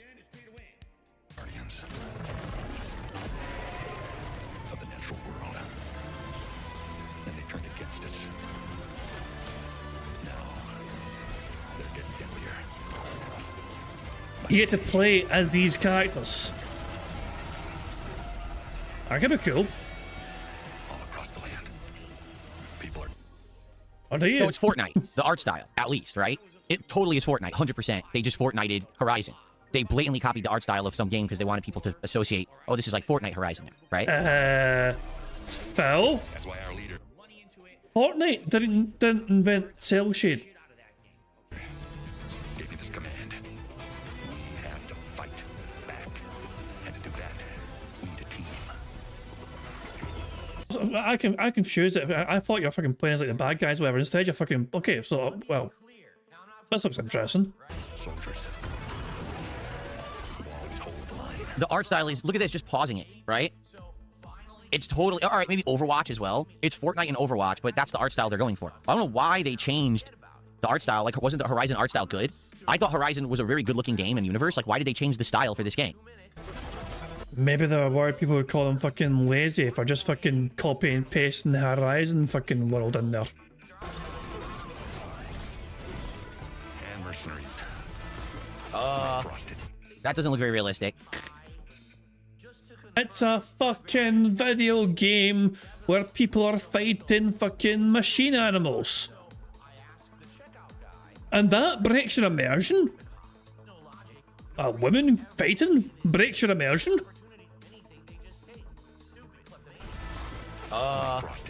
That doesn't look very realistic. Look at this! We needed to be sure to have every body type included. We must have every single type of person possible in the game for maximum inclusion. Of course, I see now. So Phil, he saw these, hold on a second, wait a second. So Phil saw this, and immediately felt under threat. Because this woman has titties. But you look at the size of these titties almost popping out her fucking top. Oh my god, Phil's like, oh no. No, God almighty, she's large and she has titties. Oh my god, cat won't let me play this shit now. No. What was I supposed to do? Jesus Christ, man. Oh, poor Phil. There's games he's just not going to be able to fucking touch ever again because there's women involved. Let's rewind that, just for Phil. Here, so Phil saw this. Okay, there's no indication that this is a fatty. Right, for lack of a better way to phrase it. You know? It could be somebody wearing a big, massive coat. You know what I mean? Who fucking knows? That doesn't look very realistic. Look at this. We needed to be sure to have every body type included. We must have every single type of person possible in the game for maximum inclusion. Next will be someone in a wheelchair. Hey, it's Jade. No, there better actually not be someone in a wheelchair. I didn't watch this yet. If there's someone in a wheelchair next, I'm gonna be like, what the fuck? Infiltrators. Who hide in the dark.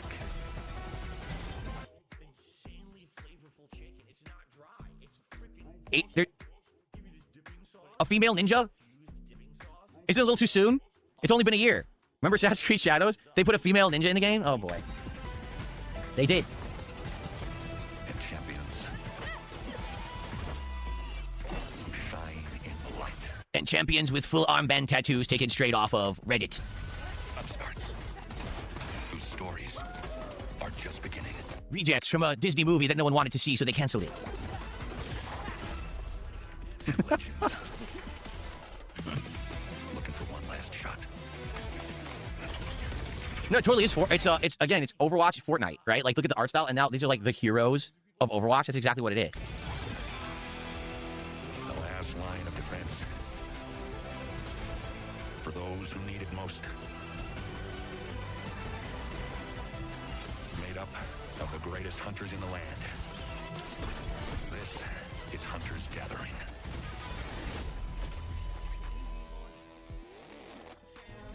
So yes, we're going with a very different look here, and that's very much by design. Horizon Hunter's Gathering is a very dynamic co-op action game. We've tuned the combat so it works really well. Co-op action game. Like, High Guard then? I'm getting the High Guard themes, at least from the get-go. Also, maybe it's co-op, but is it co-op against other humans, or is it co-op against the computers? For a team of hunters, and we believe that works best when supported by an art style that really matches that energy. No. So I tell you, I do apologise. No, I'll let that play again so you can explain it without me interrupting him, because that's bad. That's something Phil would do. That's very much by design. Horizon Hunter's Gathering is a very dynamic co-op action game. We've tuned the combat so it works really well for a team of hunters, and we believe that works best when supported by an art style that really matches that energy. No. You're doing this because your graphics engine can't handle co-op. We're not stupid.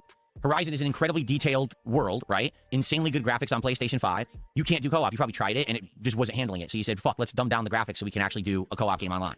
I don't know why these game devs try to act like this shit. Like, why can't you just be honest? Like, we know why it's cartoony, because you tried to do it with your very good-looking game engine. It doesn't work. So you said, let's make a cartoony game instead. There's literally no other reason you would ever change the art style of your universe when it looks so good. All right, so combat. Combat is at the core of Hunter's Gathering. It is tactical, reactive, and skill-based. We took the precision and tactical depth of Horizon's combat and built it for a team environment.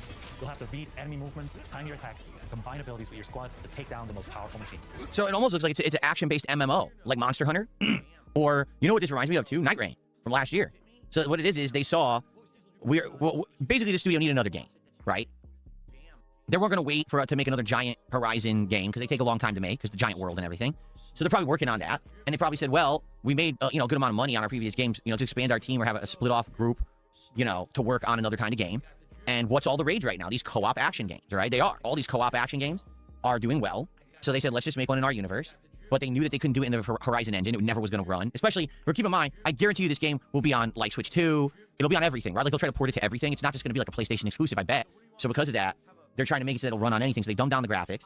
The gameplay elements look interesting because it looks like it is kind of like Monster Hunter, but if you're using the elemental weaknesses and the targeted attacks at weak points of certain enemies, then that could be more Horizon-esque.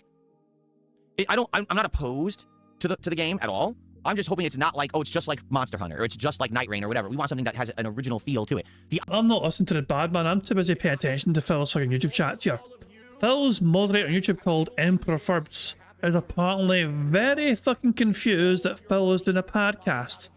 They came along at this point in time. If you can scroll back in the fucking chat, he's asking them, hey, where's the gameplay? Where's the fucking gameplay? Hey, no DQ7. And like the chat's fucking telling him, no, he's doing a mini podcast, whatever. And he then tells the chat, I guess I'll be back. Like they're actually gone out of the fucking way to, I'm going to moderate for Phil today. But because he's not doing the gameplay yet, they're going to just fuck off for now and then come back when gameplay starts. They don't give a shit about Phil doing his podcast or trying to even moderate during his fucking podcast. I just find that very amusing personally, you know. They're just trying to educate him on what's fucking going on. Like, hey, I was like, where's the gameplay? Like, I did a podcast first, so don't worry about it. I'll fuck off and come back later. Because fuck what Phil's going to say. I don't give a shit what Phil's going to fucking say. I'm just hoping it's not like, oh, it's just like Monster Hunter, or it's just like Night Rain, or whatever. We want something that has an original feel to it. The opposite of what Highguard just did. Highguard just stole elements from everyone else, slapped it together to make a game, and the game is completely worthless. I want this game to stand out for some reason, right? It is a challenging game. You really have to earn that victory. And when you Bave Lines just said, hey, a single-player exclusive studio making a multiplayer live service version of a game, what could go wrong? I know. That's never happened before or anything. Mission, you pick and prepare your hunter. Each has very different melee, range playstyles, and weapons. You can select between classes for each hunter that change their abilities, from tank to support or technician. During a hunt, you can tinker with a roguelike build system. Every machine encounter you beat gives you powerful, technical options. You've got perks, weapon upgrade. It's a roguelike, or a roguelite, where every run, you kill enemies to level up, you gain abilities, you gain weapons, and eventually you're going to take on a big boss enemy. It's definitely Night Rain then. It's Night Rain. Only it's Night Rain with the Horizon universe attached to it. Okay? The Epic Pulse did a $2 super chat saying, run the videos at 1.5 or 2 times speed? Oh, we could do that. Is that what everyone else does? I don't know. I'm new to this stuff. Should we do that? You want to run? Fuck the fuck off, you fucking fuck. You're not new to this shit. You've been reacting to crap on the internet for fucking years. You don't have an excuse. Your incompetency is your fucking... That's all you've got. Just you being dumb as fucking incompetent as fuck about your fucking craft you're meant to be a fucking expert at. But 18 years of content creation and Phil didn't fucking think to himself, oh wait, maybe I fucking play his videos a bit faster to get through them fucking faster. Run at a faster speed? How do we do that? Would it be down here? Playback speed. Okay. Very outbase your stats. In each run, you'll have to try and find the best possible combination of power-ups to take on the biggest machine. You'll be able to explore 4 large and very different environments at launch. Each with its own look, its own atmosphere, 4 maps, its own challenges for your squad to master. Phil made it 1.5 speed. He watches Bingo, confirmed. He stole our speed. The center of it all is a hunter's gathering. This is where you upgrade your gear, tweak your loadout, and team up for the next hunt. This is also just a fun place. For example, you can hang out in your own customizable campsite. Oh, totally. This has never been in a game before or anything. And then head back into the woods. Let's get up there. Horizon Hunter's Gathering is all about challenge and mastery, and the missions that you go on lead right into that. His shirt says music band. Is that supposed to be a reference to anything? Or is it supposed to be like a joke? Is it like a generic shirt? I don't know if that's from anything. During our first playtest, you get to try 2 very different mission types. Machine Incursion, you fight to stop a large-scale machine assault on the fight. With your squad, you plan, coordinate which randomized power-ups to collect. So it's exactly like it's Night Rain. 100% it's Night Rain. It's Night Rain with Horizon, okay. Story? There's no story. Are you stupid? Here. At launch, you'll be able to play story campaigns solo with NPCs or together in co-op, but that won't be part of the playtest. We want you to experience the story fresh when the game is ready. What we can say is that it's fully canon within the Horizon universe. It introduces new characters, threats, and new mysteries to extend this part of the world. Is anyone going to pay attention to the story? They're playing it for the gameplay loop, not for the story, right? The story doesn't stop at all. They keep adding new adventures over time to the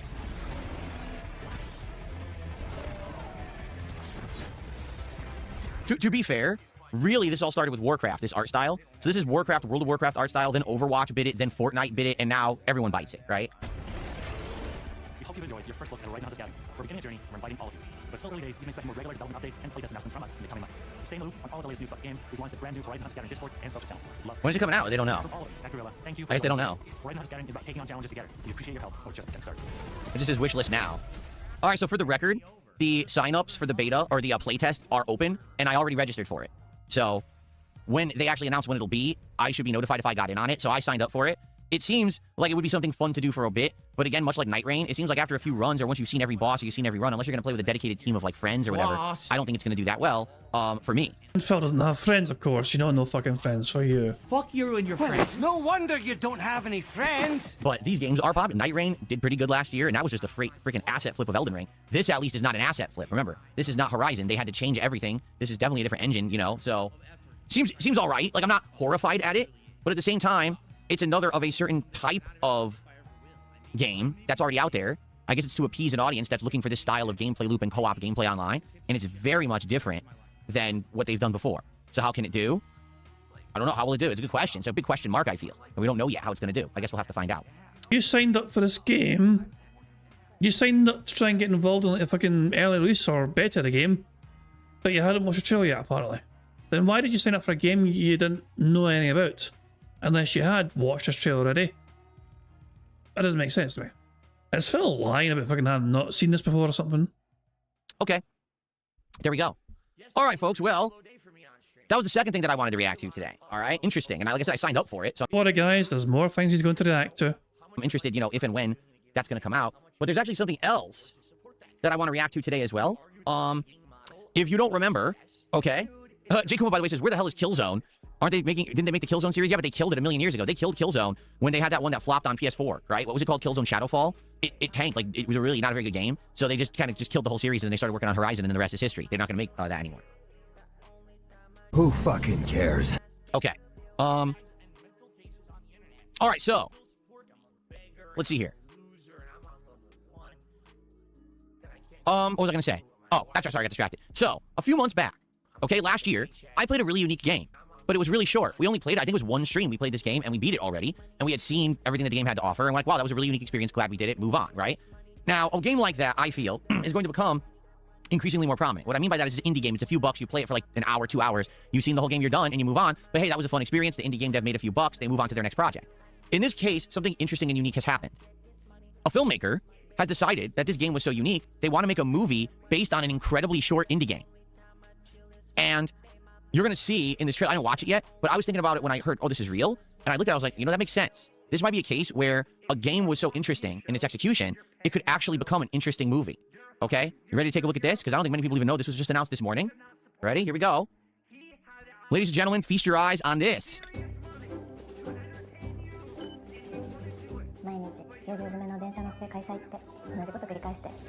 When I saw it at first, I thought it was that strange fucking game where you're trying to like get out the fucking like corridors. Like it's a game where you oh, shit, man. There was some game that was viral last year, but it's like you're trying to like spot a difference when you fucking go through a corridor. And not Stanley Parable, no, not Stanley Parable. Not that, no. Give me a fucking second here, hold on. Station 8, that's it. Station 8 is, I think, I'm pretty sure it is. Yeah, Station 8. Let me find Station 8 for you. Very quick, guys. Game, hold on. Or Exit 8. Or Platform 8, or whatever, yeah.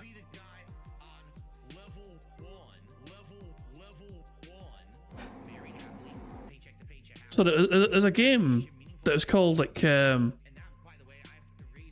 Exit 8 was the one I'm talking about. Okay, so yeah, I saw as soon as I saw this, as soon as I saw that fucking the start to this fucking thing, you know, like this shot of shit here. This I seen that exit fucking sign. Right, and as soon as I saw that, I thought, oh shit, I recognise that sort of fucking sign. You know what I'm saying? That exit sign looks halfway fucking similar to this fucking exit sign. This is a strange wee game where you're trying to like get through it.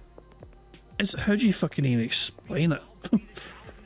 You know, like I'll show you. So like, oh yeah, if there's something different when you go down that long corridor, if there's something different, you turn around apparently, you know.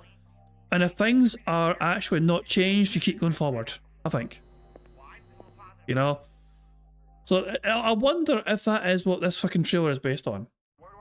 Ladies and gentlemen, feast your eyes on this.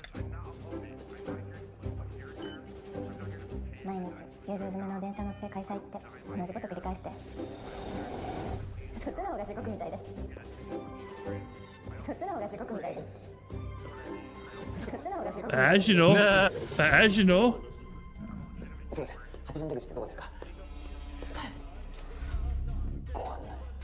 So one of the major differences here, if you don't remember, the game was not like set in Asia.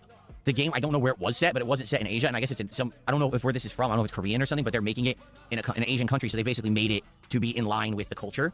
And I thought this was set in Asia. I could have sworn it was. I'm getting Asian vibes. Just with the language it's using the exit sign, to me, it struck me as Asian. What's the? You're trapped in an endless underground passageway. Observe your surroundings carefully to reach the exit 8. Don't overlook any anomalies. If you find anomalies, turn back immediately. If you don't find anomalies, do not turn back to go out from exit 8. It's a short walking simulator inspired by Japanese underground passageways, liminal space and back rooms. The game's only available in Japanese and English. So the game was inspired by Japanese underground passageways. Now, what was it that Phil just said there in his misinformed way? So one of the major differences here, if you don't remember, the game was not like set in Asia. The game, I don't know where it was set, but it wasn't set in Asia, and I guess it's in some, I don't know where this is from. I don't know if it's Korean or something, but they're made. Japan isn't Asia. In case people weren't aware, Japan is most definitely an Asian country. Making it in an Asian country, so they basically made it to be in line with the culture and, you know, all the text and everything. So that's kind of interesting. Yeah. Anomalies.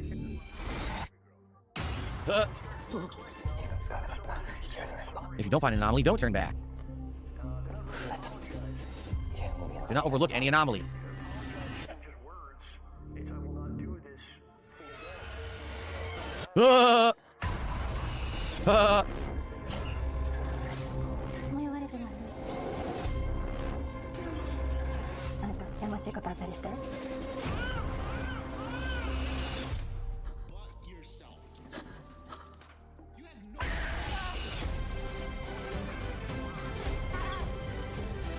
So, for the record, if you didn't see me play the game or you didn't play it yourself, the game doesn't have all of these horror elements, okay? What the game is you're just walking through a subway and you have to find a discrepancy. Sometimes it's funny, sometimes it's creepy, but there's no gory horror elements like anything we just saw.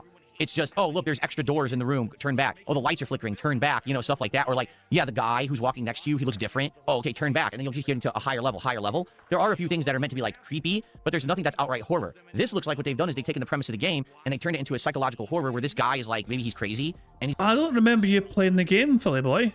Being tortured by something in his past and it's coming out like, you know, in this movie, you see. So they've changed it to be different, but I think it actually worked as a movie premise. I think it's actually a really good idea.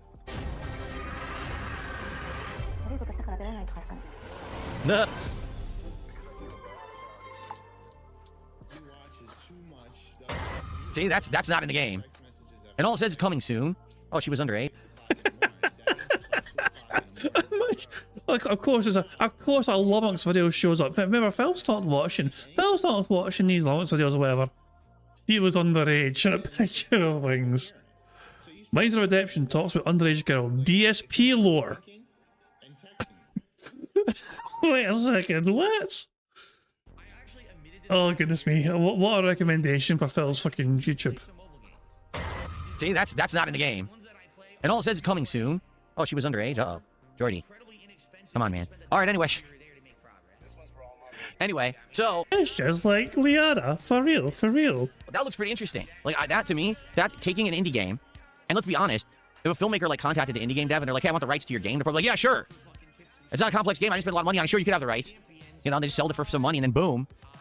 Next thing you know, there's a movie being coming out based on a horror game, or a indie game, that now they're turning it into, like, a horror movie, which is pretty crazy. So, that was cool, all right? Now, I know other things as well had trailers released today. What I want to do for the next part of the show is just to open up the chat to Q&A, and if you guys have any recommendations or suggestions or something that you want to talk about or you want me to react to, now would be the time. But I don't want the show to go late today. I do want to end the show within the next, like, half hour tops, because I want to get to Dragon Quest, okay? I don't want to have this go too long, but there was so much that went down. You just saw the stuff we reacted to. I definitely wanted to do a podcast today to cover this stuff, okay?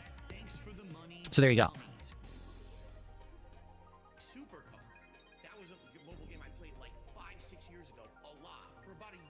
Okay, what do you think?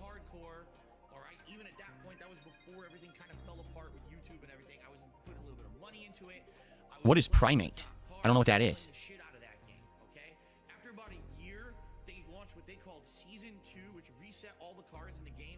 I haven't heard of that.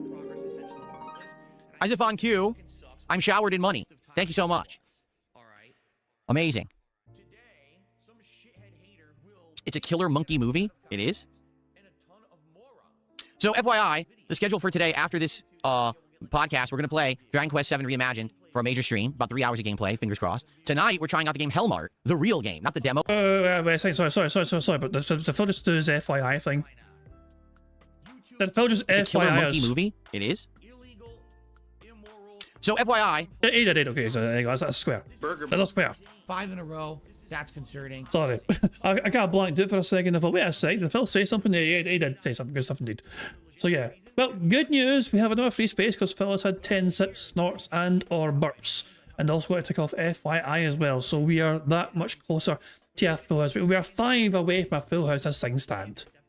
The schedule for today, after this podcast, we're going to play Dragon Quest VII Reimagined for a major stream. About 3 hours of gameplay, fingers crossed. Tonight, we're trying out the game Hellmart, the real game. Not the demo that I played a couple days ago, but the full game that has full-fledged features. Hold on a second here. Dafa Dragon has sent me a sound clip for future potential posterity to use for Phil. Oh, she was underage? Uh-oh. That is pretty good. Oh, she was underage? Uh-oh. Yeah. Oh, at the end. Yeah. Oh, detractors. Oh, there's a lot of potential there for some long-term detractors to have some fun with that in relation to Liana. Better graphics and tweaks. It's been basically like improved upon from the demo. We're gonna give it a night stream tonight. I've heard the game's only 4 to 6 hours long, so we're gonna try it tonight and see how it goes. Hopefully it goes well. Thank you to Boom Arms Defeat DSP for the gifted over on Kick. I appreciate that. Feeling the love this morning. Thank you so much. Let's get that on the leaderboard. It said gifted, but didn't say sub. It has to say sub.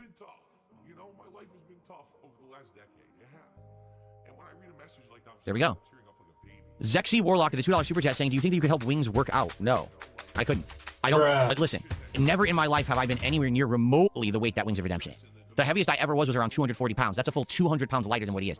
I wouldn't know the first thing on how to help him, or like what would be a safe workout or anything. He'd have to talk to a fitness professional about that, not me. I can't help that guy with that stuff. Okay. I'm Scottish!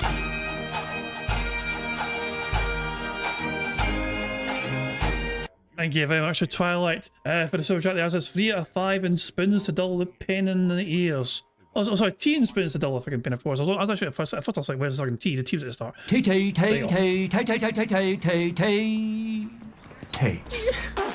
go. Tea and spoons for all. Thank you very much, Twilight, for the super chat. Very kind indeed. And it says 3 out of 5. So that's 3 out of 5 super chats, in case you're wondering. So 2 more new or renewed members, we get a free space. 2 more super chats, we get a free space as well. And yeah, I added it a while ago. Yeah, I added that a while ago. So yeah, I've got a whole bunch of different things in the Scottish soundboard thing now, like including that one as well. And basically, yeah, any super chat I get can activate the random Scottish soundboard too. That's the thing. I don't know if you're around last time I implemented that, but yeah, basically the random Scottish soundboard can be activated by anyone with a super chat, and it's just random chance, of course, what fucking plays. And of course, I still got my button as well that I press like so. Come the fuck in or fuck the fuck off. So I still got my fucking button as well right there. Oh, shut the fuck up! Adventures of Elliot. Oh wait, that was the first super chat. Zexy Warlock. What a name. Let's get that on the leaderboard. I didn't put that on there. That was $1.99. Okay. Cool. So what is this? Tales of Adventures of Ellie. I'm just gonna look this up and see what it is.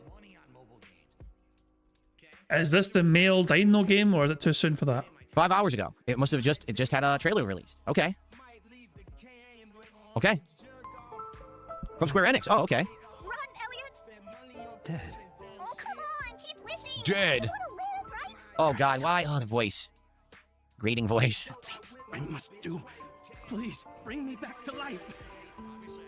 Brand new action RPG HD 2D. Elliot and the Fairy Fae. Adventure across Philadelphia. Can you mute the fairy? Ages, spending 1,000 years to lift Can we mute you, you annoying prick? the curse on Princess Huria. Elliot's home time, the age of safekeeping. But the kingdom is utterly dependent on the princess and the spell of safekeeping now. It is true, she bears a heavy burden. Seems decent. Reconstruction, humans cower in the shadows of ruin. I wonder what the gameplay is like though. Farewell too. I want the world to prosper again. Humanity's height of prosperity in the age of magic. This is Laser, the nation of magic. Medical research is the backbone of the society. It is all the more reason it must be done right. In the age of budding, the birth of human civilization. I want only peaceful coexistence. I have never sought power.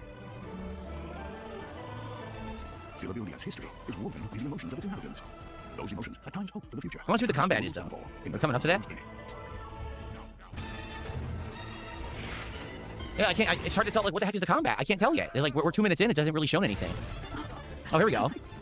So it's action based. Oh, you know what this? You know what this reminds me of? Secret of Mana. That's totally what this reminds me of. Secret of Mana. 100%. To save us all. Please, you have to live. Let's go, Faye. Yeah. Save Huria and the kingdom. So they made a modern day Secret of Mana, only with obviously more elaborate graphics and stuff. Okay. It's interesting. When's it coming out?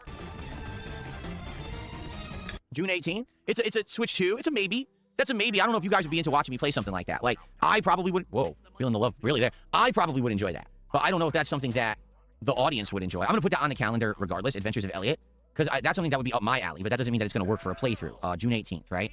Here we go.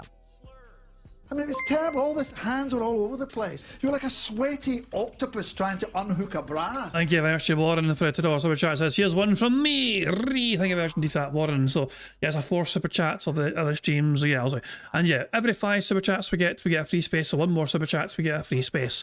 And as I said, there are two memberships as well, get a free space. But we're only 5 squares away from a full house. We're not too far off in the grand scheme of things. Whoa, she was feeling. Whoa, feeling love. Oh, she was 818. Oh no. The combination, the wombo combo. Dabba Dragon says actually if I can fix the audio clip or something. Hold on. What do you mean? You put it in the. Oh, okay. So there's 2 different versions. This version. Oh, she was underage. Oh, she was underage. Uh-oh. Yeah, but I put a second version. The second version, but the sells it, you know. So there you go.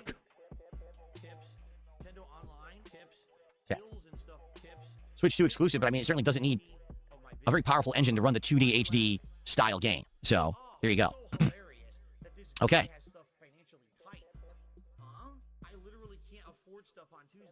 Oh, that was the other one, Turok Origins. Let's watch that, and that'll be it for today. That's a brand new one, too. Turok Origins had a trailer drop today.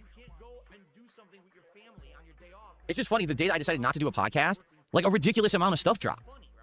Like out of nowhere. Here it is, 4 hours ago. This fall. There it is. It was from the Nintendo Direct. Who fucking cares?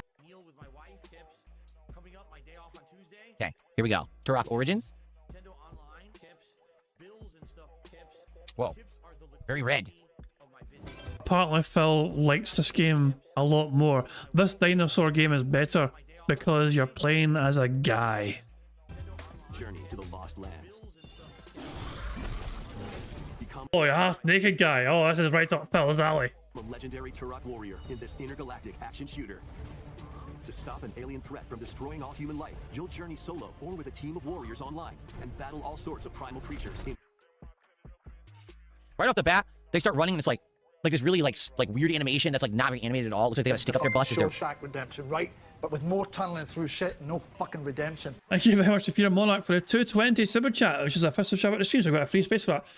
Jad, play Berry, Burry, Berry, thank. And then a bunch of fruits like I don't have a fucking Scooby. What the fuck you're on about? Am I going to like search this? Am I going to fucking search Berry, Burry, Berry? Hold on. Let me search it. Let me search this. Hold on 2 seconds. Berry, Burry, Berry is. What the fuck is Berry, Burry? It's a game, apparently.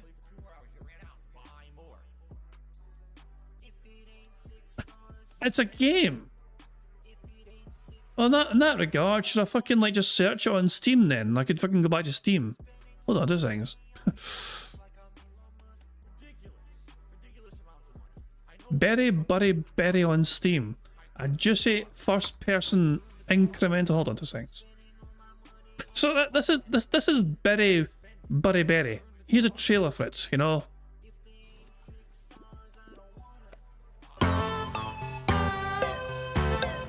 Berry. And you bury the berry.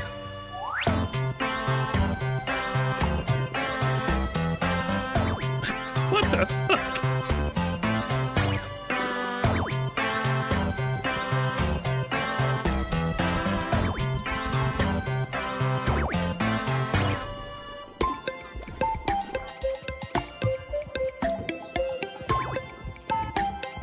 Berry, what the fuck?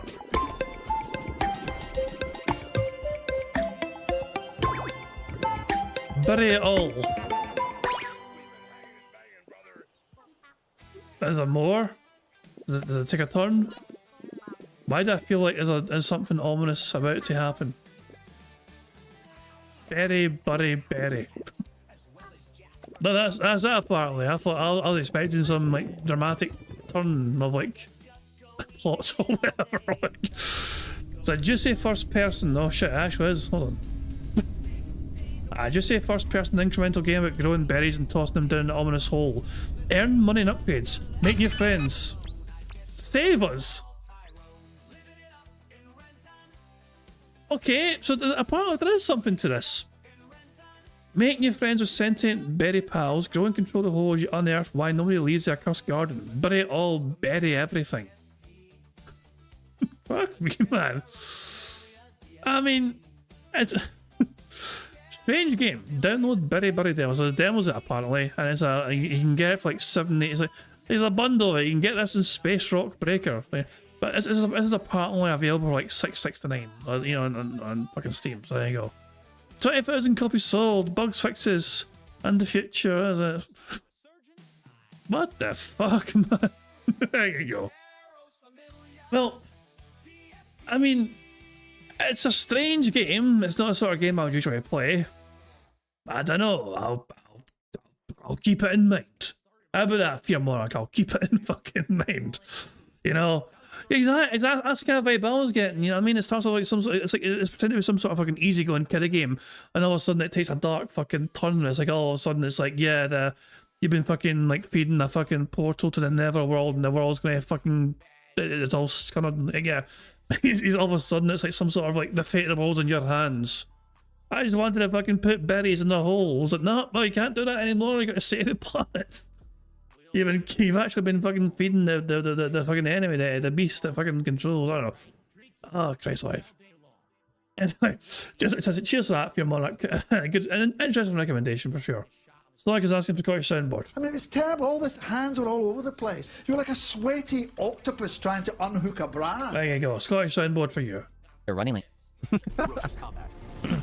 Swap between first-person and third-person perspectives. You know Unleash weapons. What's funny is this reminds me of like an N64 era game, but what's hilarious is that's actually when the Turok series started. The original Turok was on N64. I owned it, and then later on they spun off more games and stuff. But that's funny. It looks like you're still on N64. Melee attacks and special abilities to devastate foes. Extract DNA from fallen enemies and the environment to upgrade your arsenal, evolve your mantle, and unlock even more abilities called Echo Sinks to gain a greater edge in combat. As you venture across no one's firing any weapons. Did you notice that? Every scene is an ability or walking. Why is no one firing a gun? Taking worlds, you'll unravel the mysteries that ultimately hold the key to saving humanity. Someone fire a gun. Fire the bow. Fire the weapon. Turok Origins launches on Nintendo Switch. It's a shooter, right? Did anyone ever fire a weapon? Look, use an axe. He's aiming. He didn't fire. Action shooter. I don't think he didn't fire. Look, no one's firing any weapons in the whole trailer. Or with a team of warriors online. He just fired. I don't there. That was them firing, wasn't it? Which I thought it was. Yeah, look, that comes from their gun. They literally just like that is them firing something, isn't it? At least I think I thought it was. I don't think he didn't fire. Oh, no, that was an enemy. That was actually my bad. That's my bad. That was an enemy. Speed running away towards in front of them. Because I wasn't them firing. You can understand why I thought it was firing because I thought it came from the fucking gun. That was my bad. Fire! Look, no one's firing any weapons in the whole trailer. Or with a team of warriors online. They made a shooter game trailer where no one shoots. What the fuck is it? No. It is an interesting observation. And I mean, that is an interesting observation. Why did nobody shoot in the trailer for a shooting game? I'm actually inclined to agree with Phil. That's an interesting point to make for a trailer. Apparently we have over 50 likes. We've got 53 likes so far. That's 2 more free spaces. And as well as getting some free spaces locked in, also we get to celebrate that as well by getting to play the Bubbles animation made by supremely talented Pixar Animations. Remember to keep an eye in the bottom right for Jasper to do his thing. Fuck him up, Jasper. Good cat. So those 2 extra free spaces mean that we are only, I think we're, what is it, 2? I think we're 2 away from a full house as things stand. Excellent stuff indeed. No one never fired a weapon. What is the pacifist Turok? That's not much of a dinosaur hunter. What just happened? Yo, we've had the wildest day. We saw a dinosaur survival horror game that was focused more on a teen thinking about J-pop music than surviving, making stupid jokes about running on a treadmill, and now we have a Turok game where no one fires a gun. What is going on right now with gaming? I'm so confused. Well, I wonder if I'm the only one who made that observation. Literally, we watched a 1 minute trailer with no guns. All right. Anyway, I think that's enough reacting. That was a good level of reacting, though. I'm happy that we did the podcast today. Cool. Let's see here. I got a $1 tip. Why not try Adventures of Elliot demo on tomorrow's marathon? It's about an hour of content. Oh, I didn't know there was a... oh, my nose itches. I didn't know there was a demo. I'll put that into our list for tomorrow. You guys will vote on it. Sure. I'll put that into our list for the marathon and see if you guys want me to play it or not. So, Adventures of Elliot demo. Let's see here. Member bomb.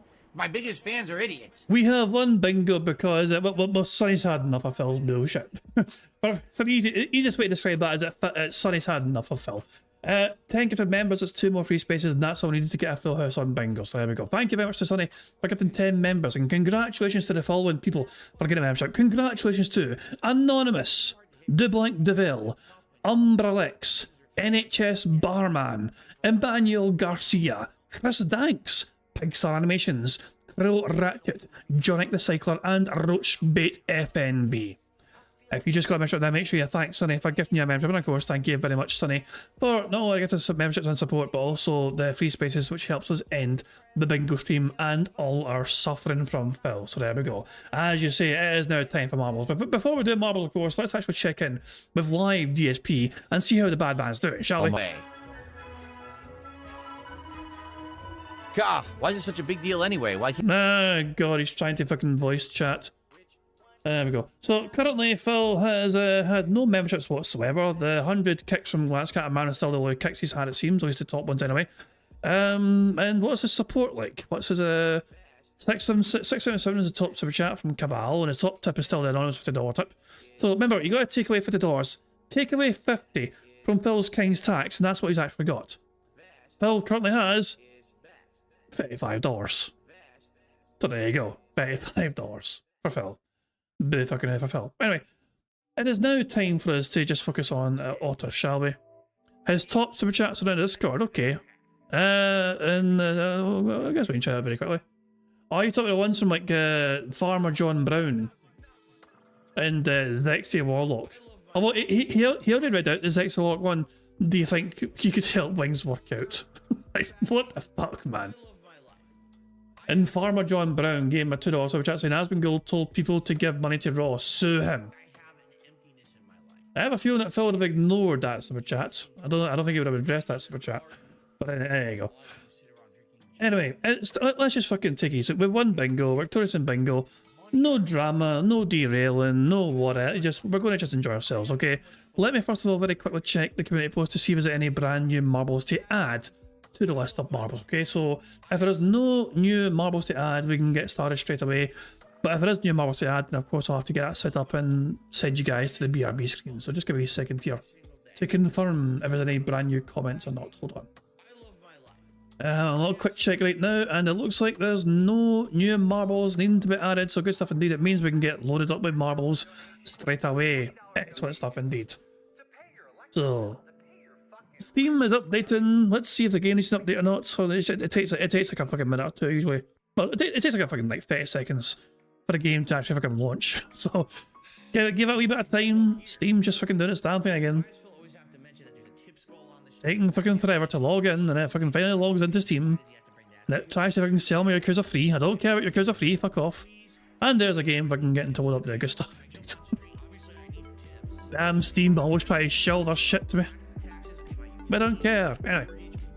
Marbles. It's time for marbles. Right, we go to community. We hit a random. And we make sure we're on bots as well for 97 bots. And the course that has been picked for today's marble stream is called Beware Aggressive Anticipation. It is made by Val Kitty Baby. It has an average finish time of 3 minutes and 14 seconds. And it has a 60% elimination rate. Some of you may die. That's all. And some of you are going to die. With a 60% elimination rate, then yeah, there will be fatalities. And I hope it's you. That's right, you. I'm talking to you. So this is the course, so it looks like we've got some very ominous looking blobby bastards here. This is an angry guy, this is a dead guy, and this is a cheeky, he's a shag blobby guy. So there you go. And then over here we got some spinning things. You got the poppy things. You got Madonna's tits over here. You know what I mean? Well, you know, that's a very old reference. I don't think the younger generation will understand me saying these are Madonna's tits. Now, I mean, to be fair, there are some older people in the bingo chat as well who'll probably understand the reference when I say that these are Madonna's tits. You know? But the new generation will be like, what the fuck are you talking about? I know I'm sure. So yeah, then again, you go up here, you go into Tumble Dryer of Doom. You have some more of these little pop-up thingies, and what was that over there? I thought I saw something strange over here. I thought I saw something... No, so you pop up things, you go here. Oh, this is weird. Does this change then? Does this go back and forth? The way you go left or right? Oh, there's an explosive barrel as well. There's two explosive barrel all on his board. His board is all... This is an interesting link course, and a cannon to fire towards the end as well. Oh, good stuff indeed. Right. Let's just get started here. Let's fucking get going here. Let's see what happens. So the marbles all get thrown in here. The ominous looking blobs don't do anything. That's good. So they just sit there and lurk. Is Mucky winning? Mucky was actually winning for a second there, but now Ludwig World Order is winning. But Larry is over. Oh, Ludwig's in the air. Oh, Ludwig's up. Start. Oh my god, oh god. Oh, put out of humanity. Destroyer is now winning. Poor Ludwig. Mucky's gone. Hi, I'm Stu's gone. Josh Tracer's gone. Blind Daughter's gone. A lot of marbles have gone already. As we enter the Tumble Dryer of Doom. Oh, that's it. Hold on, did somebody get out straight away? No, they didn't. Ulf the Arbalest and Destroyer and Dreamlands. Dreamlands as well, especially if I can shot it like a fucking cannon. But Ulf the Arbalest is now in the lead here. Destroyer close behind in second place. Does this change at all, this fucking thing? I don't think it does, I'm not sure. No, Teresa Young's gone. Shane Lawson, Agent 00 Soul is gone. Ulf the Arbalest, that's actually strange. I went underneath the thing there. Dreamlands. Can they capitalise? Illipops is catching up as well here. But Dreamlands is currently in the lead, but they're going to hit the barrel and they're gone. Ulf the Arbalest is very thankful they're not in the lead for that. Ulf the Arbalest taking full advantage of the fact that they were not in first place at the time when they hit that barrel. So there we go. Ulf the Arbalest is in first place. Peacock Gaming close behind in second place apparently. The end is still a fair bit away here. And there could be some more interesting obstacles in the way to stop Ulf the Arbalest from winning here. It's a very slow crawl. So Peacock Gaming and Zarnok, King of Darkness and Larry are all close behind here. Will there be an opportunity for them to catch up? There's a battle! Ulf's gone! And just like that, we go back the way to Peacock Gaming, Zarnok, King of Darkness, Larry, Dreaded End, Jim R6, Bearclaw. There's a lot of people in close proximity to one another here. Having a head start here is not necessarily a good thing on this course, because it means you're the first one usually to fucking come across the explosive barrels. Oh, this is dangerous, this is dangerous. Will he survive? Peacock Gaming has survived, but he got slowed down and Zarnok, King of Darkness has taken advantage, but they're caught in the middle. Zarnok is caught in the middle. Have they gotten out? Zarnok was able to get out just about here. You know, at first I thought these are all explosive barrels, but they're not. But Dreaded End. Sphinx is gone, Satch's Play's gone, Natharona's gone, Gaia Wolf's gone, Native Mamba's gone, Bacon Pancake's gone, Sclerotic's gone, and Ronan Ace 66 has overtaken. Ronan's in the lead. And they're almost at the end. They're in the cannon, and they're in the finish. Ronan 66 sniped the finish right at the end. Away from Dreaded End and Zarnok King of Darkness, Ronan came out of nowhere to claim victory there. Dreaded in second place, Zarnok third, Larry fourth, Pixar Animations in fifth place, Ullapop sixth, BST seventh, Destroyer eighth, Beans for you ninth, and Sticky Man was in 10th place. So there you go. Well done to Ronan 66 for claiming victory there out of nowhere. Absolutely snuck that stealthily like a ninja. Like a Ronin, you could argue. Yeah, there you go. Isn't Ronin another term for ninja, or is that just fucking me being naive and dumb? I don't know. But well done to Ronin. We're getting there, and also the last few marbles are going to finish now. Brian just finished there, and so did Captain Murphy, 8 Ronin's a samurai, not ninja. So my bad, yeah. I knew I was being naive there. In my defence, I did try and preface it by saying I'm being naive. I am being naive, so there we go. Well done to Ronin for winning that mark. Good stuff indeed. But now, of course, we've had a marble race to celebrate the full house. And now we must spin the bingo Barry Wheel of prizes to see what Ronan is going to win. I will give us an almighty wee shuffle here. Shuffle, shuffle, shuffle. Every day I'm shuffling. I've changed the format. So it's the same prizes are still the same prizes, you know? You have a more likely chance of winning an intro shout out or a Scottish soundboard pass or the Full House ticket. But there is smaller sections on there as well where you could also win a $10 console voucher or a $10 Amazon voucher as well. I've given us an almighty shuffle. Let's see what our Ronin 66 has won for being the winning marble today. Ronin 66 has won the Scottish soundboard pass. One of the most desirable prizes in all of bingo. The amount of people who fucking love that fucking prize cannot be understated, you know? So let me just add that to the list here, right? I got a list of fucking bingo people who have won, you know, certain prizes. So they themselves, Ronan has won the Scottish soundboard pass. And that will expire for them on the 12th of February, a week away from now. Well done to Ronan for winning your prize. Excellent stuff indeed. Now, before I fuck off from Phil, let's just fucking check in again live DSP. Has anything else interesting happened? He's acquired a gold coin. Well done, Phil, but you're still on the same amount of money. Have you received any more contributions from your audience? Or is it a slow stream so far? You gotta remember, that $50 tip was fake, remember? And Phil is still on 85 buckaroos. Warren's saying, when the race is over, please let us look at the ranking list at least for a minute. Oh, I see. Well, yeah. But I would usually I would do that anyway. For the big marble races, I usually do that for, you know, the month end ones. But I see what you mean, though. I see what you mean. Like, yeah. I'll try and remember that for next time. Don't worry. I'll try and remember that for next time. But yeah, okay. So yeah. For now, though, Ronan won this race and their marble won, and they get the Scottish soundboard pass. Well done to them. We need more bagpipes in the soundboard. I mean, be careful what you wish for. Just be very careful what you wish for. You know, bagpipes get very old very quickly for some people. You know, I'm just saying. Let me press that again and see if it's bagpipes. Oh God, shut the fuck up, you cunt! No, it's just Monkey telling me to shut the fuck up, so nothing new there. Good stuff indeed. But yeah, Bill is going to be hoping that people will whale at this game because it's a new game, and I don't think people care.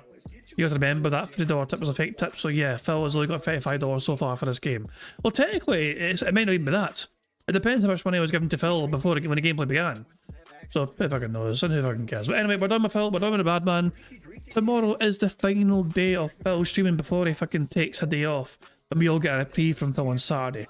Friday is a special marathon crap, and he'll be desperately eager to try and have some of his fucking whales come out and support it and whale him tremendously because it's a marathon and marathons must be given extra special super duper level styles of support. Otherwise, Phil will have wasted his time doing a marathon for nothing. That's how he fucking usually praises that crap anyway. But I do hope you all enjoy the rest of your Thursday, however you spend it, and I'm going to end things how I always end things, by pointing to Tori's PIG contributions made by the supremely talented Pixar Animation. So until tomorrow, guys, I hope you all enjoy the rest of your Thursday, and I will catch you all later. Goodbye. On September 14th, a pre-authorized payment of $16.51 from PayPal.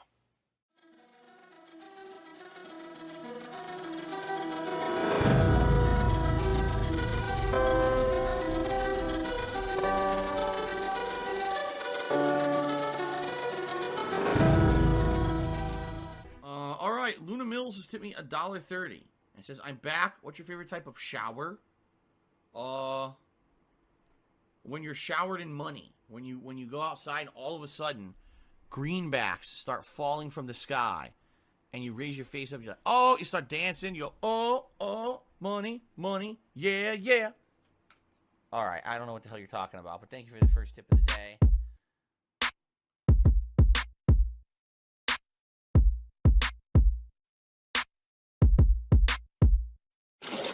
Money, money, yeah, yeah. Money, money, oh, money, money, yeah, yeah. Money, money, money, money, yeah, yeah. Money, money, oh, money, money, yeah, yeah. These contributions are mandatory.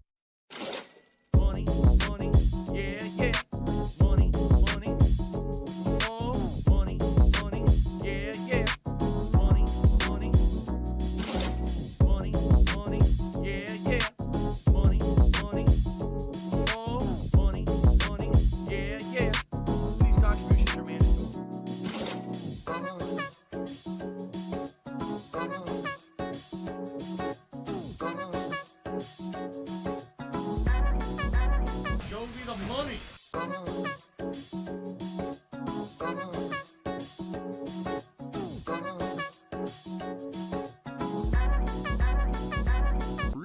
Money, money, yeah, yeah. Money, money. Oh, money, money, yeah, yeah. Money, money. Money, money, yeah, yeah. Money, money. Oh, money, money, yeah, yeah. These contributions are mandatory. And it's gone, just gone like that.